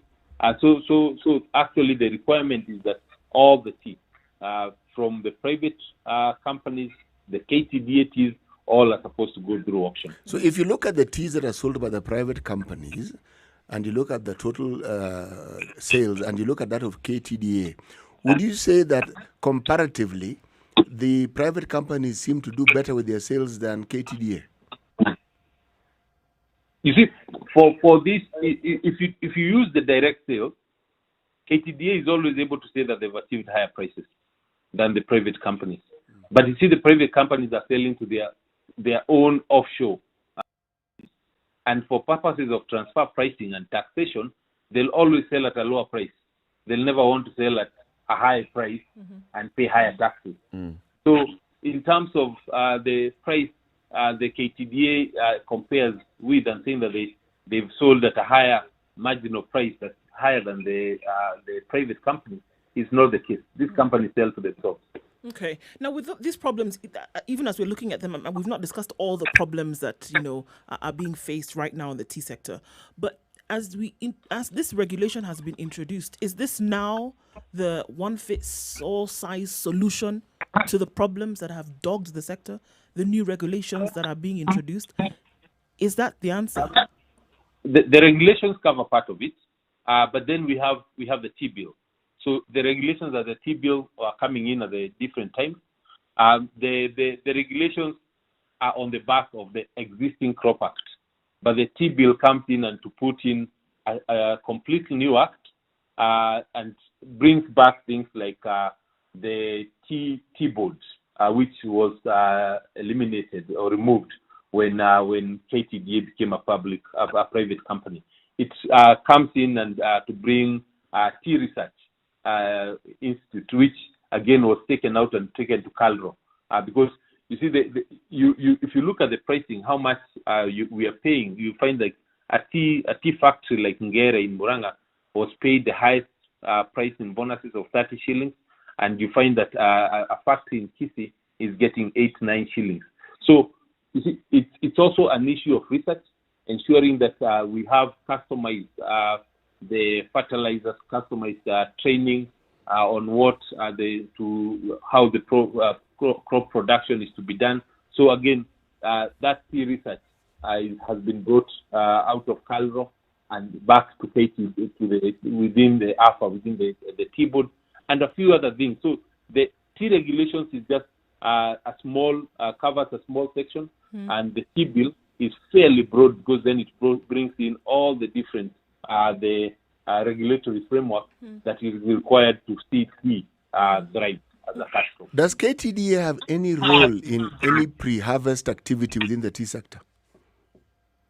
KTDA, because of the economies of scale, is the one that then does the extension services, helping in setting up of the nurseries for farmers to be able to buy the tea, in terms of providing farmers with the fertilizers, which, as you were saying, they just give the farmers the same fertilizer from Tarakanidi all the way to Kisii, and instead of actually having customized fertilizers for their soil. So you find that some of the soils have become too acidic, and the production is not the same as it ought to be. So that's why the tea research becomes very important, and where now they're supposed to be customizing, even if it's the fertilizer. So yeah, they do play a significant role, and that's really part of the management agreement, and that's why they're paid a fee. If we leave Kenya briefly and just talk about the exports, when I was looking into the tea sector, something puzzled me.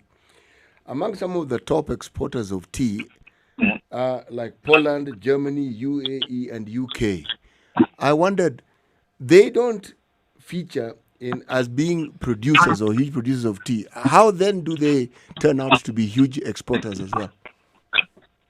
You see, that's actually what's covered. If you look at the task force report of the 2016 and 2007, one of the biggest areas that we are looking at to be able to increase the value of tea and the price that the farmer gets is value addition. Today, the farmer gets 16% of the ultimate price of tea that's sold in the UK.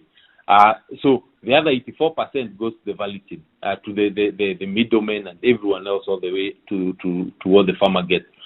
And you find some of one of the things that has been pushed for and has never been put is something like a common user blending facility that then is able to add value for all the small factories, as well as the individuals who are doing the sales, who are doing the packaging within the country and exporting. So you find the countries like Poland and the others, what they do is they import a lot of things from the different countries, do the blending, package it, market it, and sell it at even higher premium than what we sold to them. And that's what we've been unable to do. The regulations, what have they come and said is that now 40% of the teas that are sold out of this country need to go out as value-added tea. As a finished product. Yes, finished product, and has given them 5 years. If you look at the story of Ketepa, where Ketepa started and how Ketepa works and how Ketepa thrived up to when Ketepa died, Ketepa was doing exactly the same. It was taking a certain percentage of tea from each factory, including the ones, the Wazungu factories, and blending it, value adding it, final produce, selling it, and then the higher price that they get, they send them back to the factories. Mm-hmm. And that's something that can be done and can be replicated. Sri Lanka does it. 65% of the teas out of Sri Lanka are value added. For Kenya, 2% is value added. What I'm trying to understand, Irungu, is why then it had to wait for this kind of regulation to come and change the way this kind of business was being done, when it is obviously glaring that there was a problem when it came to the profits that could possibly be made from tea in the country, when it's clear that farmers are not being paid as much as they should be paid for their product, whether in its raw form or otherwise. So then to have to wait for this kind of regulation to basically enforce this kind of change, then I'm a bit weary about that as well. Because then what's to ensure that the regulation is going to bring about these things that we're looking at that need to happen? How are you sure that the regulation coming in will make sure that these things happen? If after all these years it's never been done, never been thought of, never been executed, okay, maybe it's been thought of, but it's never been executed. This regulation coming in where you have things down on paper and say, go ahead and do this, what kind of surety do you have that it'll happen? You see, the issue has always been, I think KTDA went into the attitude of it's not my business. Yeah, they kind of confused the role of supplying the world with tea as being their main role, as opposed to the role why they were created, which is to aggregate small farmers and give them an income. And these regulations, the requirements within that are the ones that will force them to actually rethink the same. Because within 5 years, then 40% of our tea will have to go out value added. So it's not a question of whether they will do it or not, but it will be a requirement, and that they will not be allowed to sell more than that. So immediately after these regulations come in, they need to start putting up the process, the instruments within to ensure that by that time we are at that 40%. And all these other things that I was talking about, the biggest issue at KTD is governance, and where the people who are at the top do not represent and are not connected at all to the ground and to the farmers at the grassroots. And that is the issue that is being addressed by how do we elect directors? How long do these directors stay? Who are these directors accountable to? And also limiting KTDA to actually just do what they're supposed to be doing. And marketing is one of the main things. KTDA has 8 subsidiaries, all doing different things. They own banks. They do all this lending. They're Shylocks. You see, they've expanded their business to so many different things and stopped focusing on the one thing that they were supposed to be doing, which is marketing tea. When the chairman the other day was talking and they were saying that the reason why they are not able to market Kenyan tea, as you're saying, is because government is not giving them a budget to do that. But they're happy spending 200, 300, 400 million on lawyers to fight cases on farmers' rights, as opposed to using that money to go market our tea. So I think it's an issue of just having a leadership at KTDA that cares about the interest of the farmers. And the regulators are institutionalizing that. As I listen to you and I look at the highlights of the regulations, one thing that's coming to mind is political goodwill versus lip service. And just looking back and wondering, so where did the rain start beating us? It's clear that there were people who wanted to come and benefit from the confusion, and they entrenched that confusion. And such personalities, for them to thrive for that long, they must have political patronage. So they are the same ones who are the advisors to the senior leadership of the country at whatever point. So is there political goodwill to then see them start to suffer? You know, that's a really hard question to answer, because you see, we are reading from so many different layers. Because on 14th of January, the president made the statement, talked about the issues of tea, and said that he wants them resolved, and appointed the minister to ensure that the minister does get that done. When the issues have come up and KTDA has the regulations were gazetted, we've had the KTDA and the IATA have been to court on everything: election of directors, the regulations themselves, the tea bill, the committee that was created, which I'm a member of, the National Tea Steering Committee, and the Office of the Attorney General has not been any interested in actually getting a legal representation that supports the ministry's the fight on these regulations. And that's why the judiciary, all the cases that are going to court, we are getting injunctions, we are getting stop orders, we are getting everything. There's nothing that goes in the interest of government. But we've seen areas where government is interested in, even the judiciary is able to realize that and do what's right.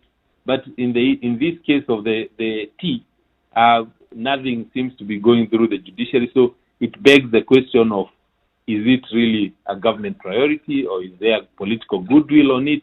I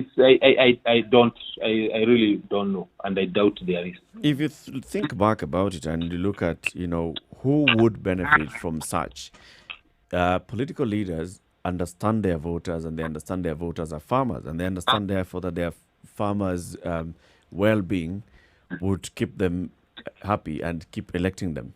But on the other hand, if the same people are involved in that business on a private basis, if they are the ones who are the middlemen, if they're the ones who are benefiting from everything else, if you think about any large-scale tea farmer who would not be a member of a tea factory or who would be able to manipulate a tea factory, having, a tea plantation somewhere in Murang'a County or along the Aberdares, such people who then are the ones who are benefiting from a rough system, wouldn't it be better if people like you who are campaigning went ahead and maybe commissioned a proper investigation so that you came out and said, this is where the problem is, and these are the individuals who benefit from this, and if we blow them out of the water, then you'd be able to address the issue once and for all. In this country, that doesn't seem to work because, we wrote to the DCI and said that there's all these ills that are going on at KTDA. KTDA were called, they were asked a lot of questions, and when they were not able to respond, they went to court, and court issued an injunction stopping the DCI from investigating KTDA. And so now the DCI, even we can stop the DCI from investigating issues of fraud and criminal activities. And then it came to light that the chairman and George Mohoho are also brokers in partnership, which is in contravention of all the rules of being a chairman of the board, and you're also doing business with the organization. And that story was also swept under the carpet and nothing happened. So that's what I'm saying. At the end of the day, some of the if you look at the governors went to court to stop regulations, not because that the regulations are bad, but they're just saying that nobody consulted them. You see, and yes, it is affecting the farmers. And I was telling them, according to the Schedule 5, the agriculture policy is not devolved. It's with government. So it's not the counties to make the decisions. Otherwise, we'd have 50s in 17 counties. 17 counties will have different regulations on how tea should be harvested, sold, and all that. So it can't work. That's why it was not devolved. And so you ask then, if a governor comes from a tea growing area and he knows that his farmers, the people who actually put him in, will benefit from this regulation, why would he go and actually call a press conference and say, we do not support tea reform? So who are they speaking for? Yeah. So it's really a case where the farmer is left on their own, and it's really only political goodwill that will come to actually save them. I almost hear you saying that there is then a group of people, call it a cartel if you like, then who are really running things here. Absolutely. Absolutely. And that's why we've been saying that if you look at KTD alone, the CEO has been there for over 20 years. He got an additional 3 years. And when he was being asked, what will you do for KTD over the next 3 years? He said, I've done everything that I need to do. The company secretary, who is also the one who runs all by virtue of the management agreement, and he runs them like his own kiosk, has been there for 22 years. The chairman has been there as a director within KTDA for 26 years. So these people, there's nothing that can move them. You see, they know all the system. They've made a lot of money. There's not a care of that it's a farmer trying, the bonus this year is low, or next year we don't see things improving. That's why the CEO just went on TV and told them, if you feel that you're not getting value for your tea farm, you can uproot your tea. Yeah, because he doesn't feel like he needs to waste time trying to address their issues. Yeah. Irongo, thank you very much for speaking to us. And I must issue a disclaimer. You've mentioned some names and personalities and made some allegations. Those are views that are expressed by Irongo Nyakera, not necessarily views held by the Situation Room. But Irongo, another final challenge as we conclude this conversation is those of you that are campaigning for these reforms in this sector, and you feel that there are forces that are fighting these reforms, maybe go back into going to court with actual allegations against personalities and say, this is what we've found out, and this would like this person to respond. on specific allegations, they have done this, and the other, which goes contrary to the spirit of the farmers' movement. It goes contrary to laws of Kenya and such, so that you then have a case to present. Yes, absolutely. Actually, the case that was had on Wednesday this week, was where the farmers were enjoining themselves into the main suit on the regulations, actually made clear why all these issues of conflict, the farmer's interest, and the benefit that will accrue to the farmer, should these regulations pass, needs to be listened and addressed. Of course, they were fought very, very vigorously by the lawyers from KTDA, but we are waiting to see what the court says on 26th of November. But the interest, but as you're saying, there are certain people who benefit, very few people who benefit from this current system and structures, as opposed to the 650,000 who would actually benefit from the implementation of these regulations, and also from the TB. From the TBL side, I've talked to the members of parliament. Actually, they're just finalizing the report. They're in a retreat, and it seems that from their side, they actually understand and appreciate the issues and challenges the farmers are going through, and they seem very keen to actually bring change through passing of the TBL.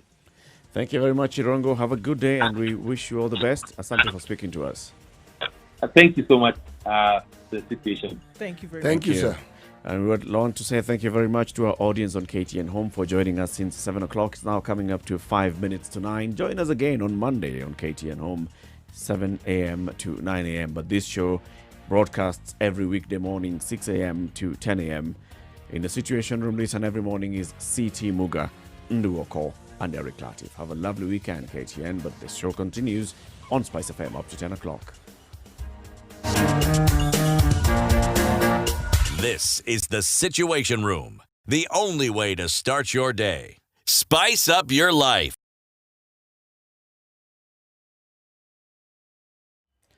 Tea is a very, very big industry in the country, obviously. As you look at the number of acreage under tea production in the country, the number of smallholder farmers who are involved in this, and the amount of money that we're talking about that is in the sector.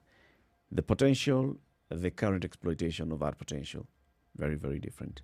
We hope that we can see, even as the president now said, I want to see reforms in this sector. The regulations have come into place since June. Yes, there is challenging here and there, but if those regulations then are implemented fully, we are going to have a better situation. Right, could be a robust sector.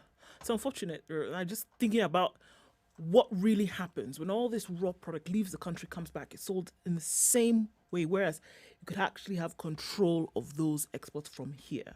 And I think that's just one of the glaring things that you see, whereby then, farmers could look at this tea where they have grown and it's being sold to them at almost triple the cost of what they sold it for. You see, it reminds one, I wonder, do we have antitrust laws in this country that prohibits individual organizations or companies from essentially exerting undue influence like a monopoly on other companies? Because it's the same problem that the milk sector also experienced. It's not very different. And if you look at the coffee sector and if you look at what coffee is now fetching on the world market, you realize that those who manage the coffee sector mismanaged it at some point and mismanaged it badly. Yep. Yes. Yep. And if then you compare what the Kenyan farmer is getting from growing tea and coffee and vis-a-vis what the neighboring farmers are getting from growing tea and coffee, then you just ask yourself, so what is that? And yet what is it? We are the biggest economy in the region, and yet our farmers are earning the least in the region. And we are, in terms of ranking as to our production capacity, we rank on the world stage. Yep. Production, we are third. Quality-wise, among the best. Right up there. And yet, the farmer languishes. Kenya. Coming up to 9 o'clock, this is Kenya's biggest conversation. We will be having the Tanzania conversation at 9 o'clock. And we'll also look at the final presidential debate in the U.S. election. 2 elections coming up, one on the 28th of October, the other on the 3rd of November. Right. Yeah. Yep. The next hour is upcoming elections hour. and we'll be issuing our statement as a situation room on what we expect to see. Choices of consequences. Good morning. It's now 9 o'clock.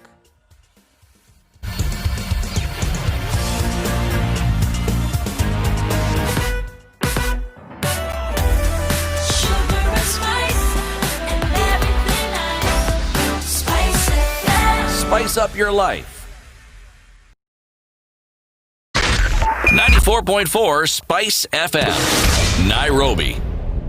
Okay, guys, just looking outside Nairobi, several people feared dead and others badly injured following an accident involving several vehicles at the Kanyonyo at Kanyonyo on the Thika Garissa highway. So that has happened this morning, and actually waiting for emergency services to get there. Those are headed in that direction need to know that that's what's up ahead. It was quite a nasty one, and looking at those casualties as we look through that this morning.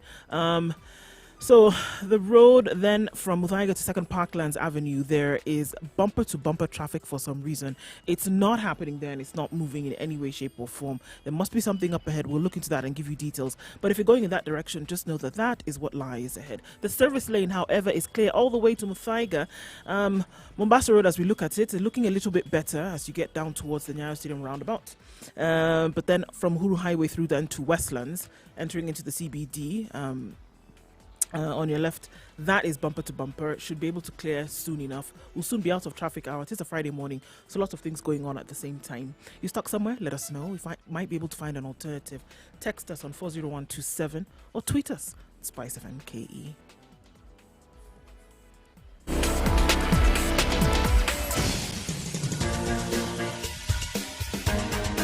This is The Situation Room, the home of hard-hitting political commentary and penetrating insights about the state of the nation. This is a talk radio experience like no other. The Situation Room, a place for hard truths, debates, and elevated conversations. The Situation Room, witty, political, engaging, deep, controversial. In the room, we have C.T. Muga, researcher, academic, seasoned political observer, a fountain of wisdom in these politically uncertain times. Ndu Oko, Nigerian by birth, Kenyan by choice, communications expert, Pan-Africanist, a truth seeker and believer in people power, and Eric Latif, agent provocateur, the man in the chair, seasoned journalist, news hound, a man who believes in punching up, not down. This is The Situation Room, the only way to start your day. It's 2.5 minutes after 9. This is Kenya's biggest conversation. 94.4 Nairobi, 87.9 Mombasa, 102.5 in Kisumu. In Nakuru is 96.0, 96.7 in Eldoret, and Nyeri 90.9, Malindi 97.7. Broadcasting as well on Spice FM KE, YouTube, Facebook, and Twitter, where you can also throw in your comments and let us know what you think. Or you can call in 0719 012 600 or SMS 40127. City Muga, as we begin the hour. What is today's proverb? If a woman doesn't love you, she calls you brother. This one, I'd like to know why you settled on this particular proverb on this lovely, beautiful Friday morning. I mean, why? Why this particular one? Of all the proverbs available to us. Surely. Really? Why this particular one? Human relations are the heart of everything that we do. And it reflects on our lives, it reflects on our actions, it reflects on our thinking. Not necessarily in that order, but that's what it does. So, even the emotions that sometimes are expressed in that one word, love. So. Yep. So, there's an election that's about to happen in Tanzania. And we've been having, the last couple of Fridays, we've been having conversations with various personalities in Tanzania. We've spoken to the opposition candidate Tundu Lissu. We've spoken to a KTN journalist who is based in Tanzania, giving us what's happening on the ground. We've spoken to outspoken lawyer Fatma. Right? Fatma Karume. The name Faith keeps coming to my mind when I think of Fatma Karume. That is all right. Yeah, Fatma Karume. We've spoken to several. And then now we know that the campaign is still going on in full gear, and they'll be going into the ballot in a couple of days, Wednesday next week, to be precise.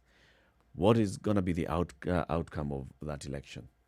Is it an outcome that will be acceptable to the opposition candidates?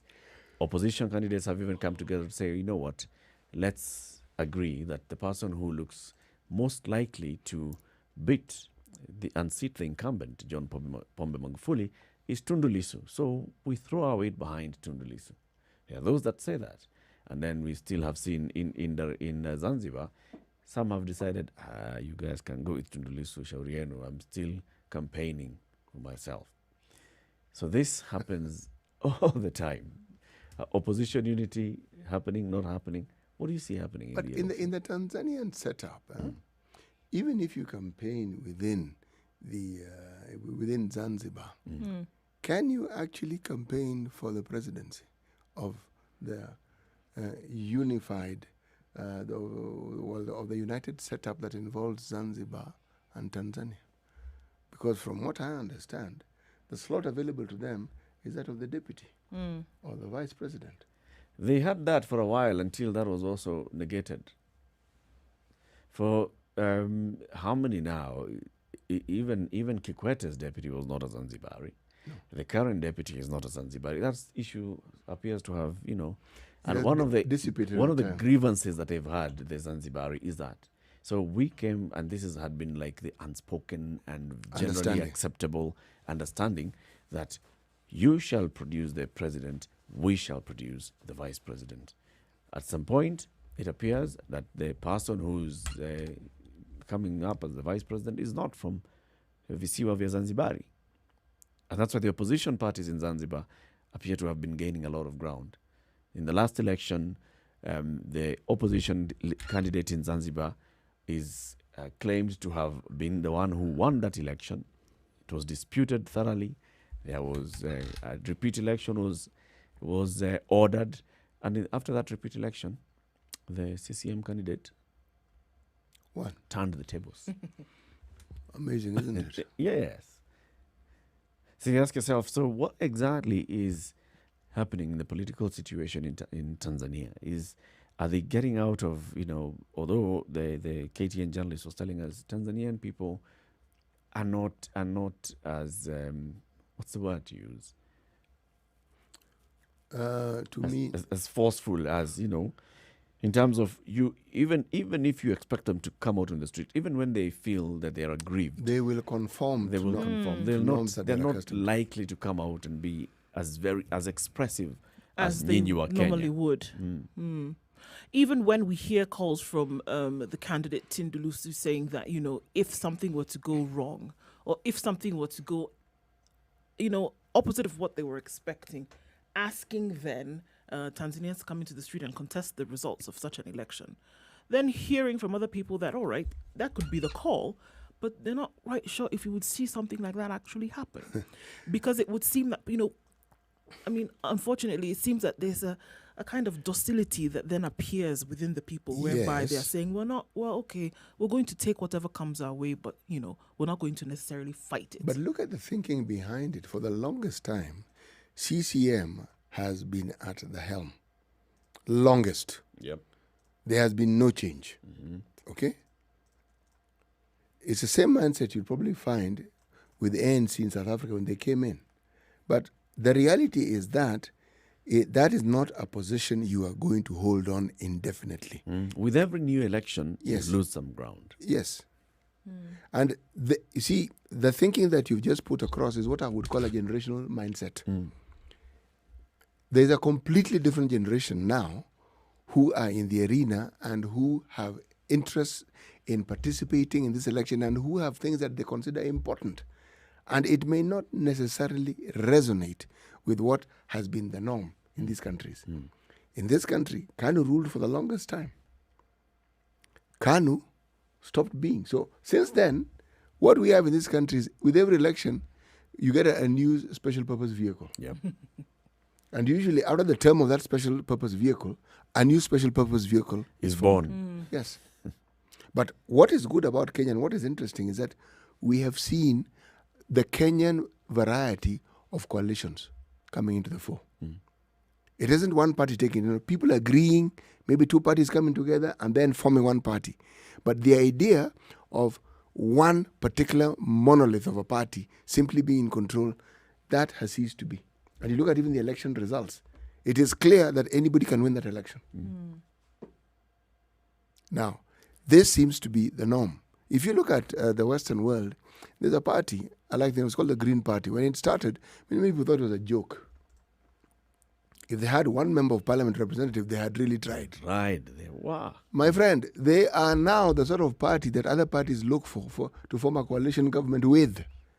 It won't happen in a day, but because of that generational change, it'll happen faster. Yeah. And with the encouragement of this age of information, it's going to happen faster because the influence of what's happening around the world also comes into play. Also, the concept of, there being an opposition and then strengthening that opposition. Remember, even in this country, the idea of opposition unity in 92, 97 was unheard of. We saw an opposition unity in 2002. Yes, we did. And even since then, that's what we see in forms of coalitions. Yes. It's coalitions coming together to unseat the incumbent. Yes. Or the incumbent forming coalitions so they can remain in office. So that unity then is also built. With this election, what we are now seeing, opposition leaders, many of them, 20 of them who had put themselves out for election as president, some of them coming together and saying, okay, I think now let's support this one. Let us campaign for this one. It is starting. That's a conversation that's starting.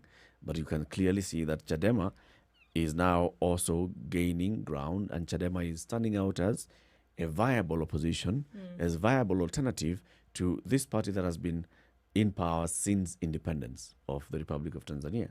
And it's leaders who move back and forth, but they present that alternative. What you had in terms of Chadema 20 years ago, you didn't have. You had in terms of Chadema 5 years ago is very, very different from what you have in Chadema now. And you see, it requires the ruling party to also understand the changing times and to be in tune. If Chadema proves that they are chiming with what the country has morphed into, they will certainly give CCM a serious run for their money. They will. Look at Kenya, for instance. We have a situation where the deputy president is in an all-out onslaught to seek the presidency. He's changed the discussion completely with his dynasty and hustler narrative.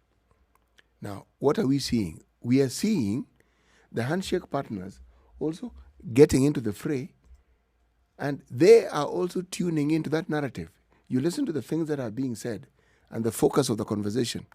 The focus of the conversation, in reality, seems to be following that hustler narrative conversation. Border people have been with us for the longest time. The Mama Mboga has been with us from time immemorial. Suddenly, they are the center of discussion. And why? Because that narrative changed. And it seemed to be gaining traction. It seemed to resonate. Now, changes are made from such things. And we are seeing it. If you look at the world around us right now, we said it earlier on in the morning when we were looking at the paper review. What's happening around the world, from Thailand to Nigeria, people are actually taking a position that had previously not been seen at all. And many of these people I'm referring to are people who you would refer to as youthful citizens of those countries. And peaceful demonstrations. And they're saying, folks, we want change. So, Chadema may be on the right track. Maybe on the right track now. Yes. And then actually saying that, this monstrosity of an everlasting situation politically in Tanzania, which is what people have always known would be the result of any kind of election coming out, that could actually change. And being bold enough to say it out in the open, whereby people would, like we said, would be docile previously and just going to take what is actually coming at them. But to say that now that they found a voice and this possibility, here's a possibility of actually somebody coming out and countering what has been the everlasting narrative, right? And saying that there is a possibility that something different could be. And that's what you're being faced with here. So it could be that, that courage is what then now would replace the timidity that we had seen before. And it could mean a different face for Tanzanian politics. You know, change is an interesting thing because the one thing you can't foresee is how it will evolve and what it will end up as. Okay? I'm thinking of the American election. For the longest time, it was understood somebody whose religious background was Catholic could not be the president of the US. Lo and behold, Kennedy changed that particular narrative completely. Then the next big change was, is it really possible for a black person to be the president of this country? The other thing which they considered an impossibility was a woman being president. That seems to have held sway. A black person did become. And the norm in American politics was politicians became presidents. Then we find someone who was never in the political arena becoming president. All I'm saying is that change beckons other change. And just that, the fact that Chadema has gained the popularity it seems to have, what it forces the ruling party to do is to rethink what it does. Because they are the government.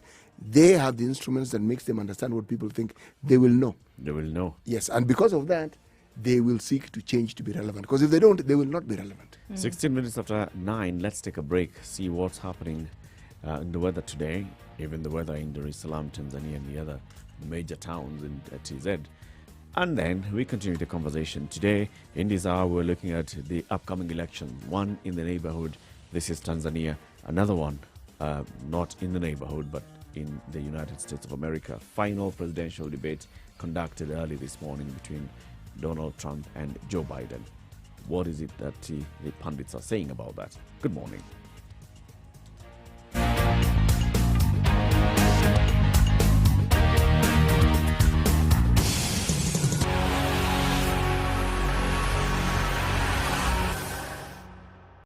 This is the Situation Room, the only way to start your day. Spice up your life.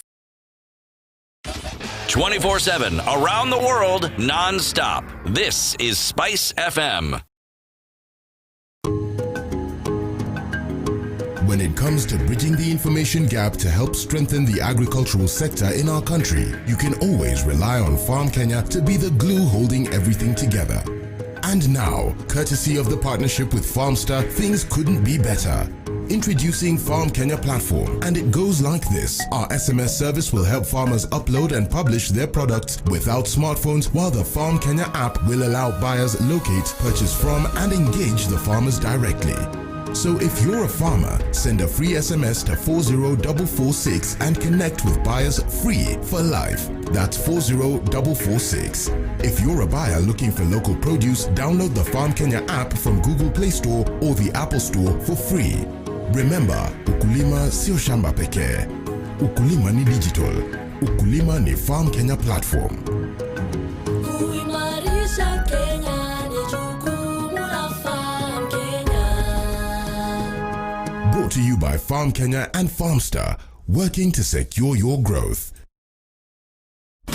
Classic soul, R&B, smooth jazz, neo soul, and nostalgic ballads. We're looking at most of You're listening to Nairobi. It's sun speaking through every now and then. 19 degrees at the moment. We'll go to highs of 26 and lows of 14. Nyeri at 18 is mostly cloudy with highs of 24 today. We'll experience highs of 25 in Nakuru with rain expected later. Eldoret, 22 degrees the high and lows of 13 with showers expected. Kisumu will go into rains for the weekend, 27 the high and lows of 19, partly cloudy at the moment. And Kakamega also looks like a wet weekend here, highs of 25 and lows of 16. 29 degrees and mostly cloudy in Mombasa, highs of 31 and lows of 26. Malindi is also mostly cloudy, highs of 31 and lows of 26, and Kampala is mostly cloudy as well at 21. Highs of 23 and lows of 18, and looks like rain later. 29 degrees and mostly cloudy in Dar es Salaam. 32 will be the high and lows of 23.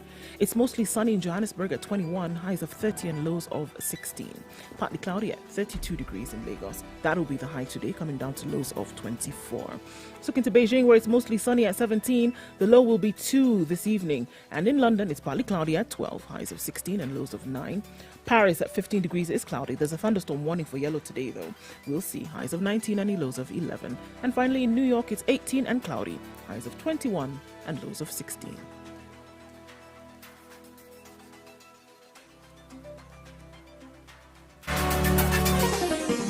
Chilled Spice.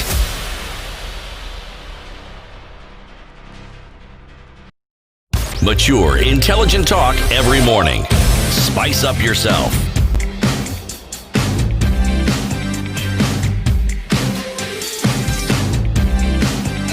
Mornings done right. 94 minutes after 9, the conversation continues looking at the upcoming elections in Tanzania. So Tundu Lissu has said if certain irreducible minimums are not met, he is not going to accept the result of this election. But he will continue campaigning. He'll participate. He'll go vote for himself, and he'll ask his voters to go ahead and vote for him. Is that not mixing up two issues?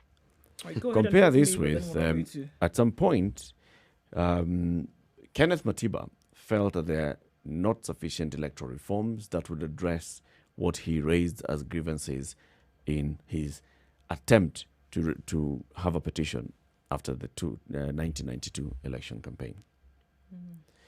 And therefore he said, I am not participating in the next election because I do not believe that we have sufficient grounds that any reforms have been conducted to give me a fighting chance in this. And that's why I'm not participating in the election. We see very many other times when opposition candidates boycott an election because of that. Even Raila Odinga boycotted the second election after 2017 because he felt that the issues that had been raised in court, the issues that the judges had agreed with, were not being addressed by the IEBC. So is it okay for Tundu Lissu then to continue campaigning, to continue going around the country, asking people come out and vote, and then just waiting? If I'm not declared winner, I'm not going to accept the result. It could be that, I mean, it's an expression of some kind of faith that he still then has in the Tanzanian people to come out and vote. And, you know, if they do come out, if he's able to campaign, and the responses that he gets from people at this point will give him some kind of indication as to what it would be. That indication that he gets from that could then fuel this next action that he might take. If he sees, look, I went around the country and this is the response, or the perceived response that I got from Tanzanians. And then you come after the vote and then you tell him something different. It could be that, okay, this is not something that I'm going to accept. Because the heartbeat on the ground when I went around was something very different from what I see today. So he'll be expecting, just because he's gone around the country and he had many people coming to attend his rallies, then that should mean that he can win the election. Well, no, but I mean, I the think president could argue the same thing and say, "Have you, boss, you're talking about your rallies. Have you seen my rallies? I also had many people." So if you're talking about rallies as a measure of whether one candidate can win an election, then definitely I have won this election. They'll have a back and forth on that. Sure, but I mean, like, just looking from where he's coming from, by the time he's made that statement and expressed that sentiment that, look, because of what we have seen before, because of what they have seen before, because of the way in which things have been carried out previously, because of declarations that have been made by the electoral body in the country that do not accept a win from anybody that is not CCM, for example. Surely, when you hear something like that, grounds enough for him to refuse.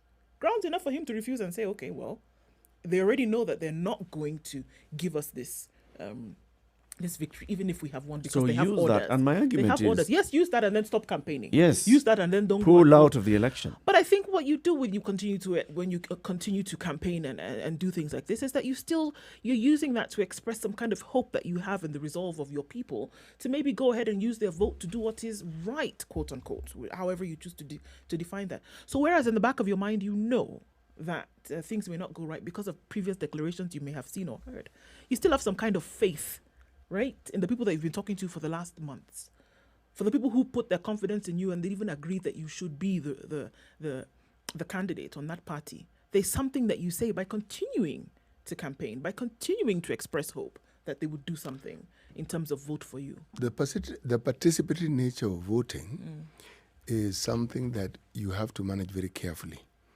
Because if you take the view that because of what is going on, you do not wish to participate in the election, you see, you've denied even your followers that particular option of, should we say, taking a stand, showing their interest.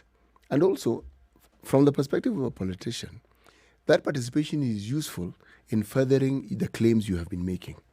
Because if you don't participate, then one doesn't know what you could have gotten. On the other hand, if you participate and, as you had predicted, you lose, you can blame your loss on take your pick. Start with CCM and then and carry on. But for the longest time, we thought this was actually a purely African affair, isn't it? Clearly, it isn't, because we're hearing similar voices and noises coming from the US. Right. Yes.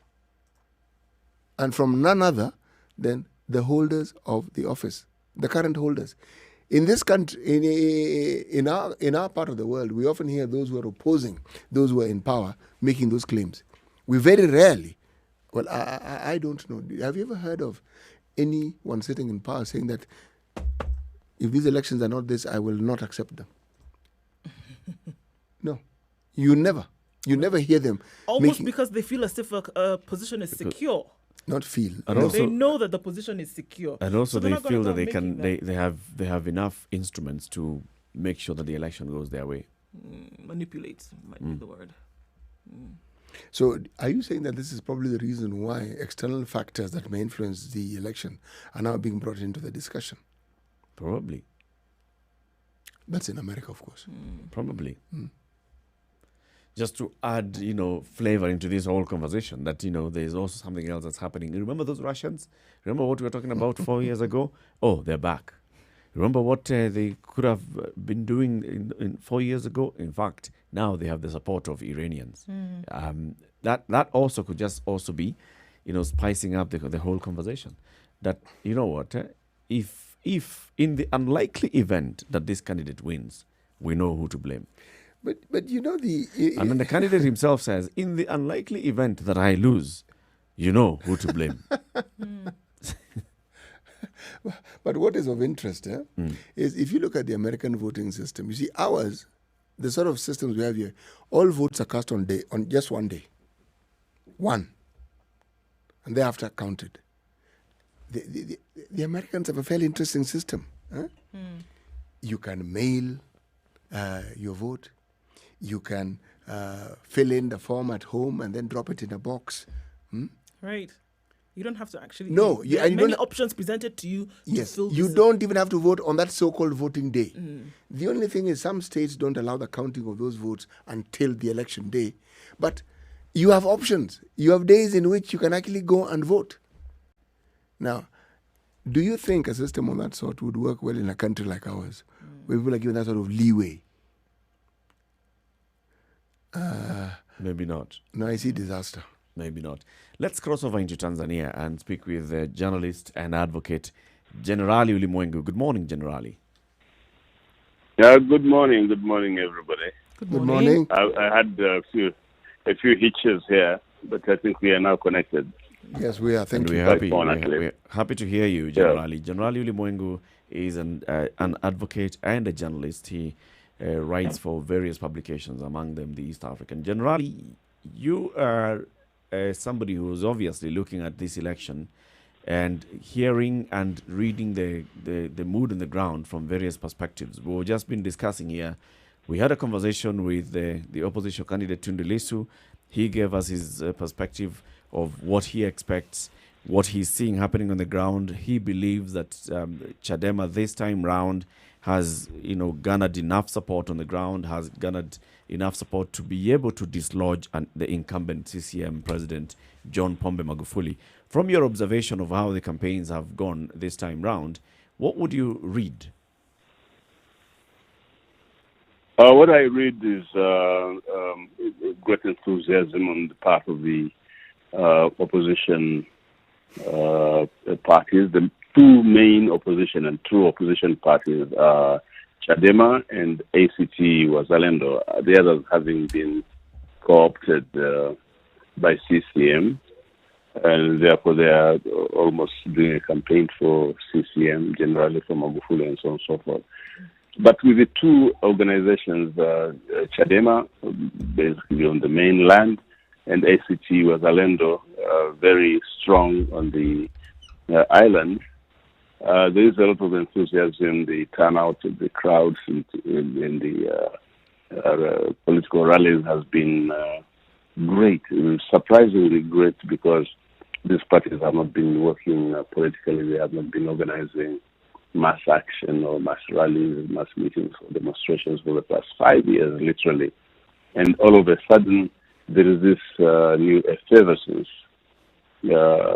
Absolutely surprising, but it is true. They've drawn huge crowds. There is enthusiasm because you can get this enthusiasm in the fact that whereas CCM has the muscle, mainly financial, administrative, and so on and so forth, to pull people by bringing them to the rallies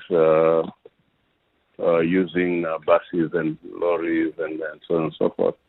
The opposition party rallies, are more spontaneous. Of course, they get messages that there'll be a rally in a certain place, and therefore they are informed that there's a rally.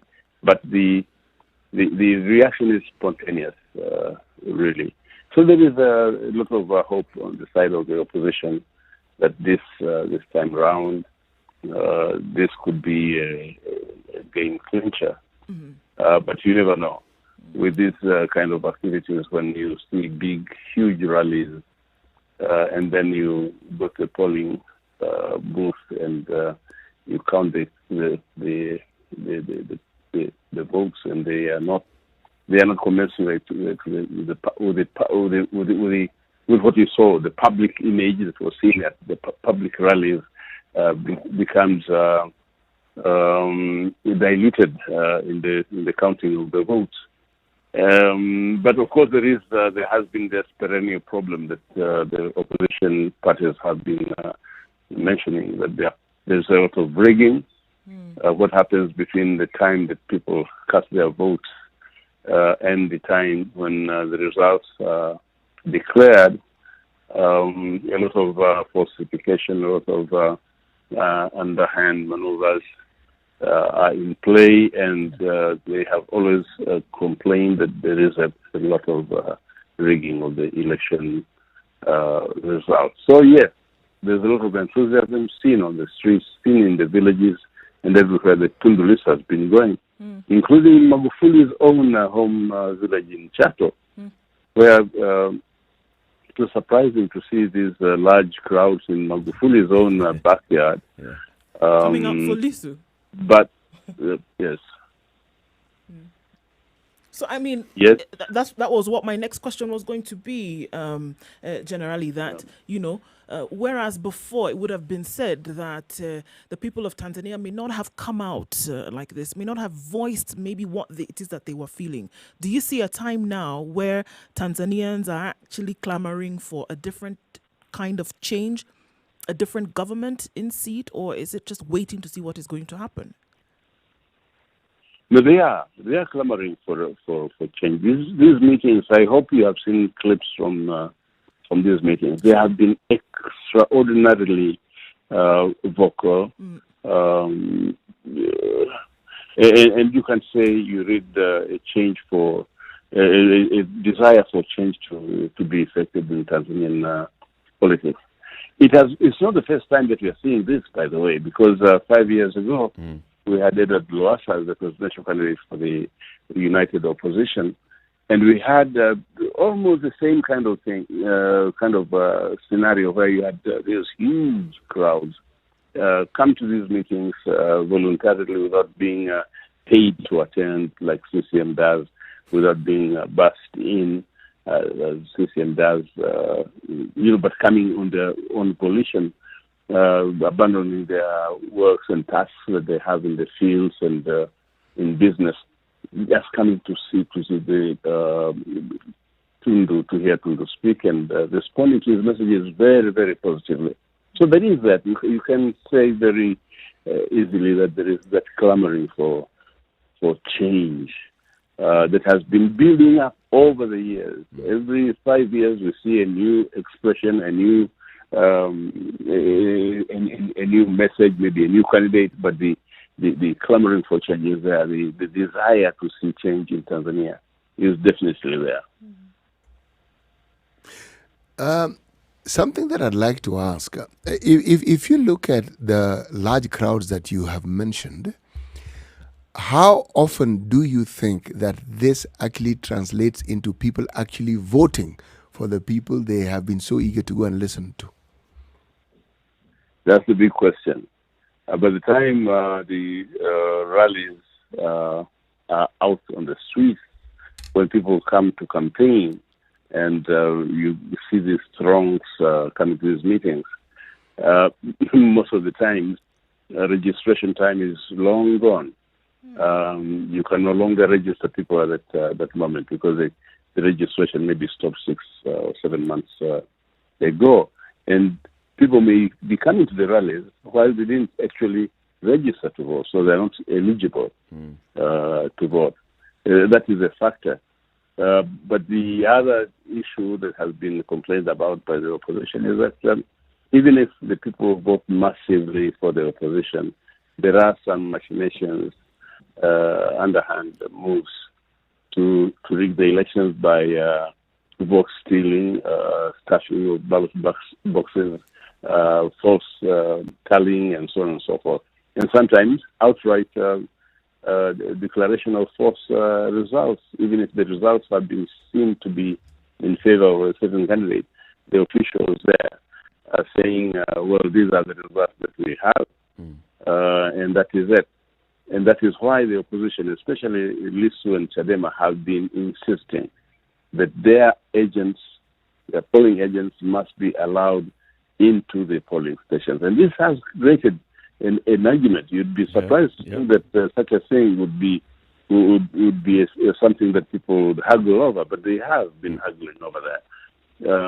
How, for instance, up to the day before yesterday, in the afternoon, they had rejected all the authorities, the electoral authorities, commission authorities, had rejected all the Chadema polling agents for chattel, saying, for instance, something like the letter introducing those agents was forged. The signature was a forged signature. Wow. Which shouldn't really be the concern for the Electoral Commission. It should be the concern for Chadema. Yep. But the Electoral Commission had disqualified these people. They needed a very muscular intervention by Lisu and the Chadema machinery to have them reinstated. So you can see the kind of thing that is done. Telling a party that your secretary's signature has been forged. Whose concern is that? It should be the party's concern, not the Electoral Commission. Right. Indeed, you haven't complained about it. So generally, as you look into the general election, the other positions, the position of a member of parliament and even civic wards, is there a likelihood of Chadema and other opposition parties getting more people elected into parliament and into the civic wards than we had 5 years ago? Yes, if the election is free and fair, that is to say, all through the process of voting, counting, tallying, and declaration, if that is done with the minimum of probity, I see that possibility because the enthusiasm for change has been really, really big. And you know, for 5 years there has been no overt political activity. I understand Chadema had gone underground and had been organizing underground, and that's why they are so strong. They have a very strong showing. But there was no manifestation of political activities on behalf of the opposition for the past 5 years, simply because people were scared. Yeah. People who started organizing, say, 5 years ago after Magufuli came in, were beaten up. We lost a young girl who was a student at one of the colleges in Dar es Salaam because she was just passing by, doing something, going to college actually, and she was hit by a bullet and she died. Yeah. And that sent a shockwave down the spine of so many people who had wanted to continue organizing. Now they saw that there was almost certainty of brutal force being used against demonstrators. So they disappeared from the surface of the political scene, and they went underground. According to some people who know what Chadema has been doing, they went underground deliberately and started working secretly, or almost clandestinely, until they got this force that we are seeing right now. The reason I was raising that is because for there to be some changes in the electoral process, for there to be more involvement of other players in the selection of the commissioners into the electoral management body, or even for there to be such reforms as allowing agents and how the management of party agents in election polls, you expect that that would need to be driven at the National Assembly by members of an opposition party. That's the reason why I was asking whether there is a likelihood of the opposition getting more seats and therefore a louder voice in the next parliament for the next 5 years, then that can push that agenda. I think so. Judging from the showing that we have seen so far, and we are only 4 days from the polling day, I think the indicators point towards a bigger number of MPs from the opposition. We definitely think that Zanzibar will go almost half to ACT, Wazalendo, and CCM, with a new force of Sheikh Sharif Ahmad joining ACT. And I think a lot of changes are in store on the mainland. But I'm saying it is only if the process from the time of casting the votes, the counting and the tallying and the declaration of the results, I expect to witness a lot of trouble there at the place. So it is real trouble will start from the evening of the 28th of October, round about 8, 9 in the evening. That's when we are going to start seeing real trouble. And what now? If that process goes smoothly, I do not see how CCM gets such a huge majority as to make the opposition impotent and unable to deliver changes on the floor of Parliament.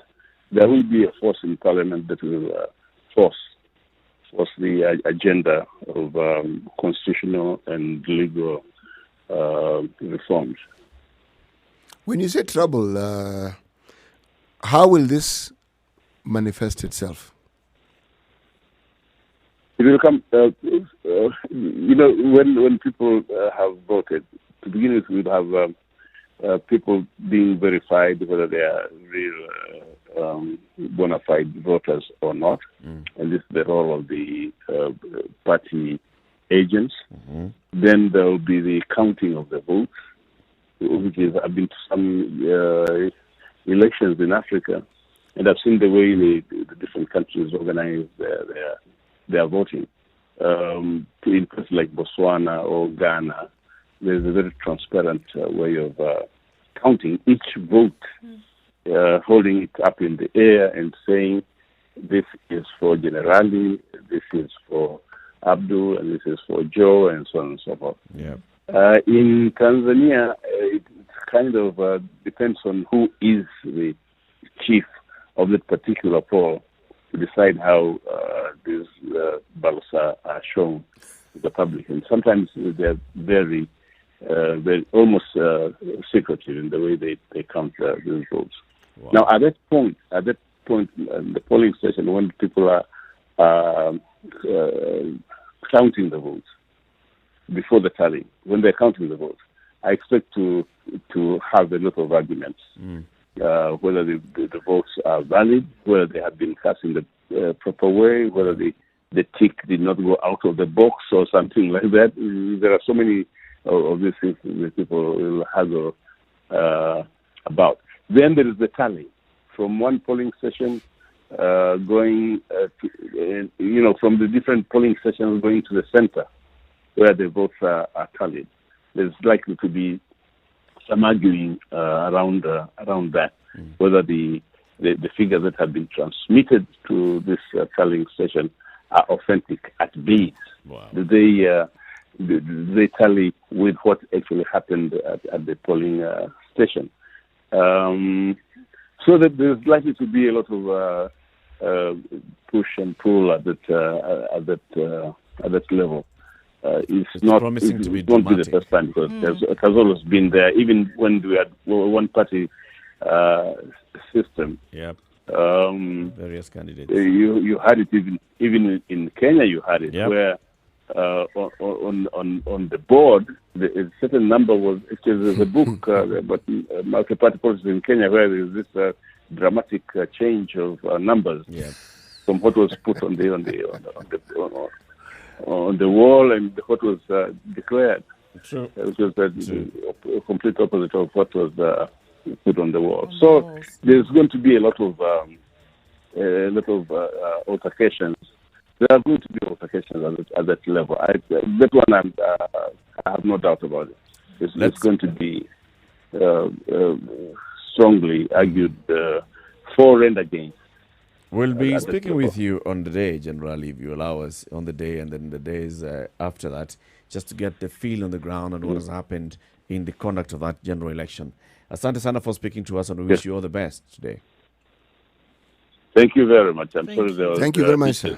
So we could connect. Thank you very much. Asante. Generali Ulimwengu is a journalist and advocate in Tanzania, giving us updates on the ongoing campaigns in Tanzania ahead of Wednesday's elections. It's now 9:45. Let's take a look at what's happening on the roads.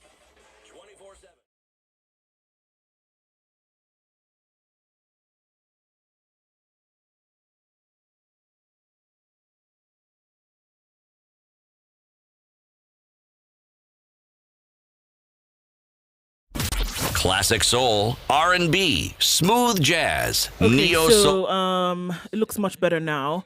Coming into the CBD via Thika Road, not as badly as it was. It's moving now. Before we were at bumper to bumper, right? So getting to the CBD via Thika Road is all right.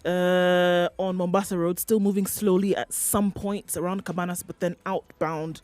Then towards Nyayo Stadium is looking a lot better. Huru Highway still has some cloggers here and there, but we expect this to see throughout this Friday. Okay, so you need to be safe wherever it is that you're going. You get stuck somewhere, you're looking for an alternate route, just put it out there. Somebody might be able to help. Spice FMKE on Twitter, 40127 on text.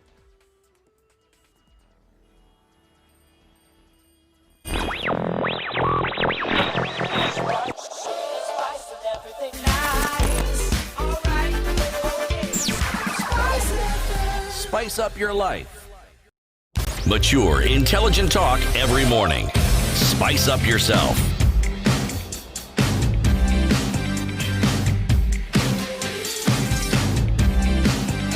Mornings done right. 94.4 Spice FM, Nairobi. The final debate in the USA took place early this morning. Mm-hmm. President Donald Trump and Democratic presidential candidate and former Vice President Joe Biden. Takeaways from that. Number. Those that were able to watch and then looking at the commentary that has been put in online. I'm just going to read a couple of paragraphs from CNN. If you heard it on CNN, then it happened. It did. It must have. Yeah, it must have. Is according to the second and final showdown between the president and the Democratic challenger, Joe Biden, looked much more like a normal debate than their first meeting, but it probably didn't do anything to change the race's trajectory. Amid a plethora of lies, Trump hammered Biden for failing to solve problems like institutional racism during his time in the Senate, and as vice president, casting him as a typical politician. Biden lambasted Trump in policy terms, criticizing his handling of the pandemic and his approach to healthcare, the economy, and immigration. But at times, the former vice president got personal, at one point calling Trump one of the most racist presidents we've ever had in modern history. Right. The race card came shouting during this debate. And at some point, President Trump likened himself and said, you know, aside from Abraham Lincoln, he probably is the only president in the United States that has done the most concerning race relations, concerning the inherent race issues that have been in the United States. So he said, you know, aside from Abraham, and then he said, maybe Abraham Lincoln, but even that, I have my doubts. So apart from him, he is the one who has done the most in terms of Most race. positive things. Yes, most positive things for race. He's talked about the fact that he wanted to be inclusive when it came to the Hispanic agenda. Also said, look, you know what? When it comes to Black Lives Matter, at first when I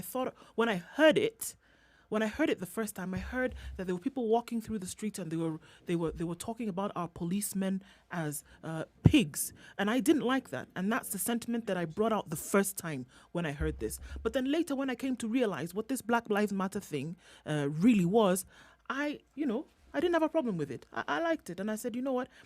I'm the one who's done the most, and pointed his finger at Biden and said, you know what, in the 8 years when you were in the presidency, in the times when you were a senator, what did you do about the systemic problems of racism in this country? You really didn't do anything. So you had all this time to do it, and you didn't. And here you are calling me racist. But we've got to look on the other side as well. When Trump has been asked about white supremacy in the United States, never condemned it, never said he had an issue with it. In what he's basically asked people who are then proponents of white supremacy was to take a step aside and, wait for things to unfold. But in terms of condemning it, never really took a position. And it's still a big issue. The race card is still a huge issue in the face of Americans right now. What has Biden's response been to that question of white supremacy? Well, he talked about his policy plan on race and criminal justice reform. He talked about what he wants to do and has always said that there was never one race that taken superiority over another in his mind. But has he directly condemned white supremacists? Well, let's think about it, shall we? All right, so I've got a story here by The Guardian. This is from if I can just have the mic, please. This is on The Guardian. Joe Biden warned white supremacist groups, including the Proud Boys, to cease and desist in Alliance, Ohio. The second stop of his Build Back Better train to Pennsylvania. So The Guardian, this is on the 30th of September. He said he warned them to cease and desist. The Biden tells the white supremacist groups to cease and desist after Trump's debate. Trump's refusal to condemn white supremacy fits pattern of extremist rhetoric. That's some of the headlines. So Biden, yes, has spoken about white supremacists. He has used the words cease and desist.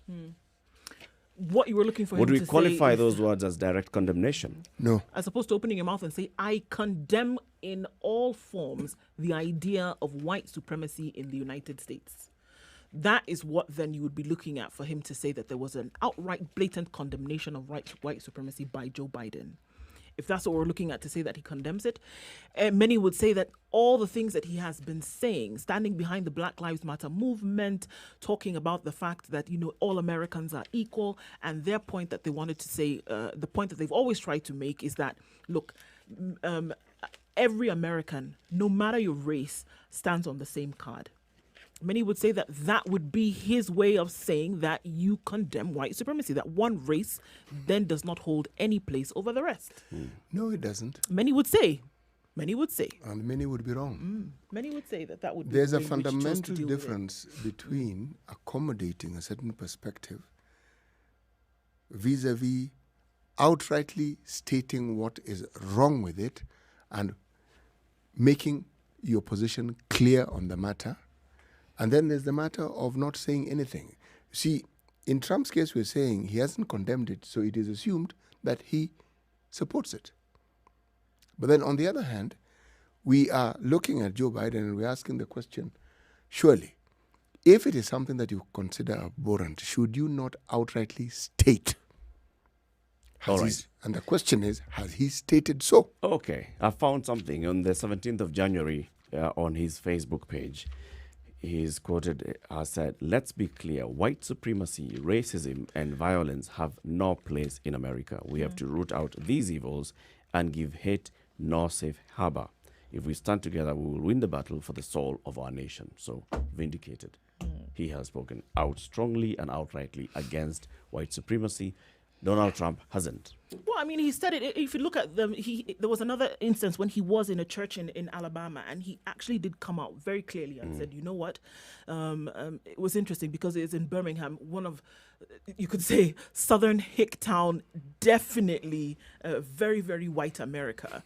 And what did he say? Look, and he didn't, no holds barred approach, and he said, look, this cannot be. It cannot be whereby we're saying one race has superiority over the next. And came out very clearly and said, there is no place that it has in this country.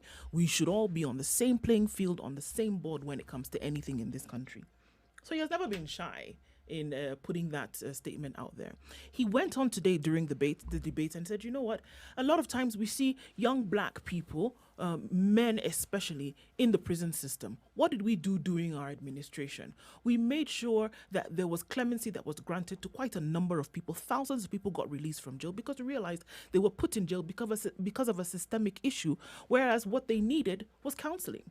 Whereas what they needed was some kind of mental help or assistance, and we put them into special programs whereby they could come out better, as opposed to putting them in jail when you exacerbated the problem. And we look at that systemic issue where one of the Black Lives Matter's points was that, look, you have people in jail who maybe should have gotten out on a misdemeanor. And what they're dealing with is a mental issue as opposed to a criminal issue. Yeah. And this is one of the things that they said under Obama, because Trump kept coming at him and asking him, well, what did you do? What did you do? What did you do? He said, well, this is one of the things that we did. What did they do? You're looking at 37... They offered clemency. What did they do to the system? 37,000 people released from jail, right? And said, instead of punishing them and criminalizing them for what it is that they may have done, let's offer support. Because, I mean, that is one of the things that the Black Lives Matter movement talked about, that you have men languishing in jail because of something that many white people had gotten off. So what with did a slap they of do the to the wrist. system? Well, now we see the people who are campaigning the Black Lives Matter campaign are out there, and they have specific asks: defund the police and the rest. Were those conversations had during the 8 years of Biden-Obama? Obama-Biden? Is that what he's saying, that we started a journey and got to this point, and now we want to he did. I mean, elect he a said it president very who many we shall times move forward and change this system? When presented with the question, he said it very many times this morning, that we started the process. Yeah. He said we started the process. They did, but the issues that have now come out during the Trump administration, they hadn't come head to head with them as they did now. Because race issues have always been there. We've had riots in many cities in America because of this.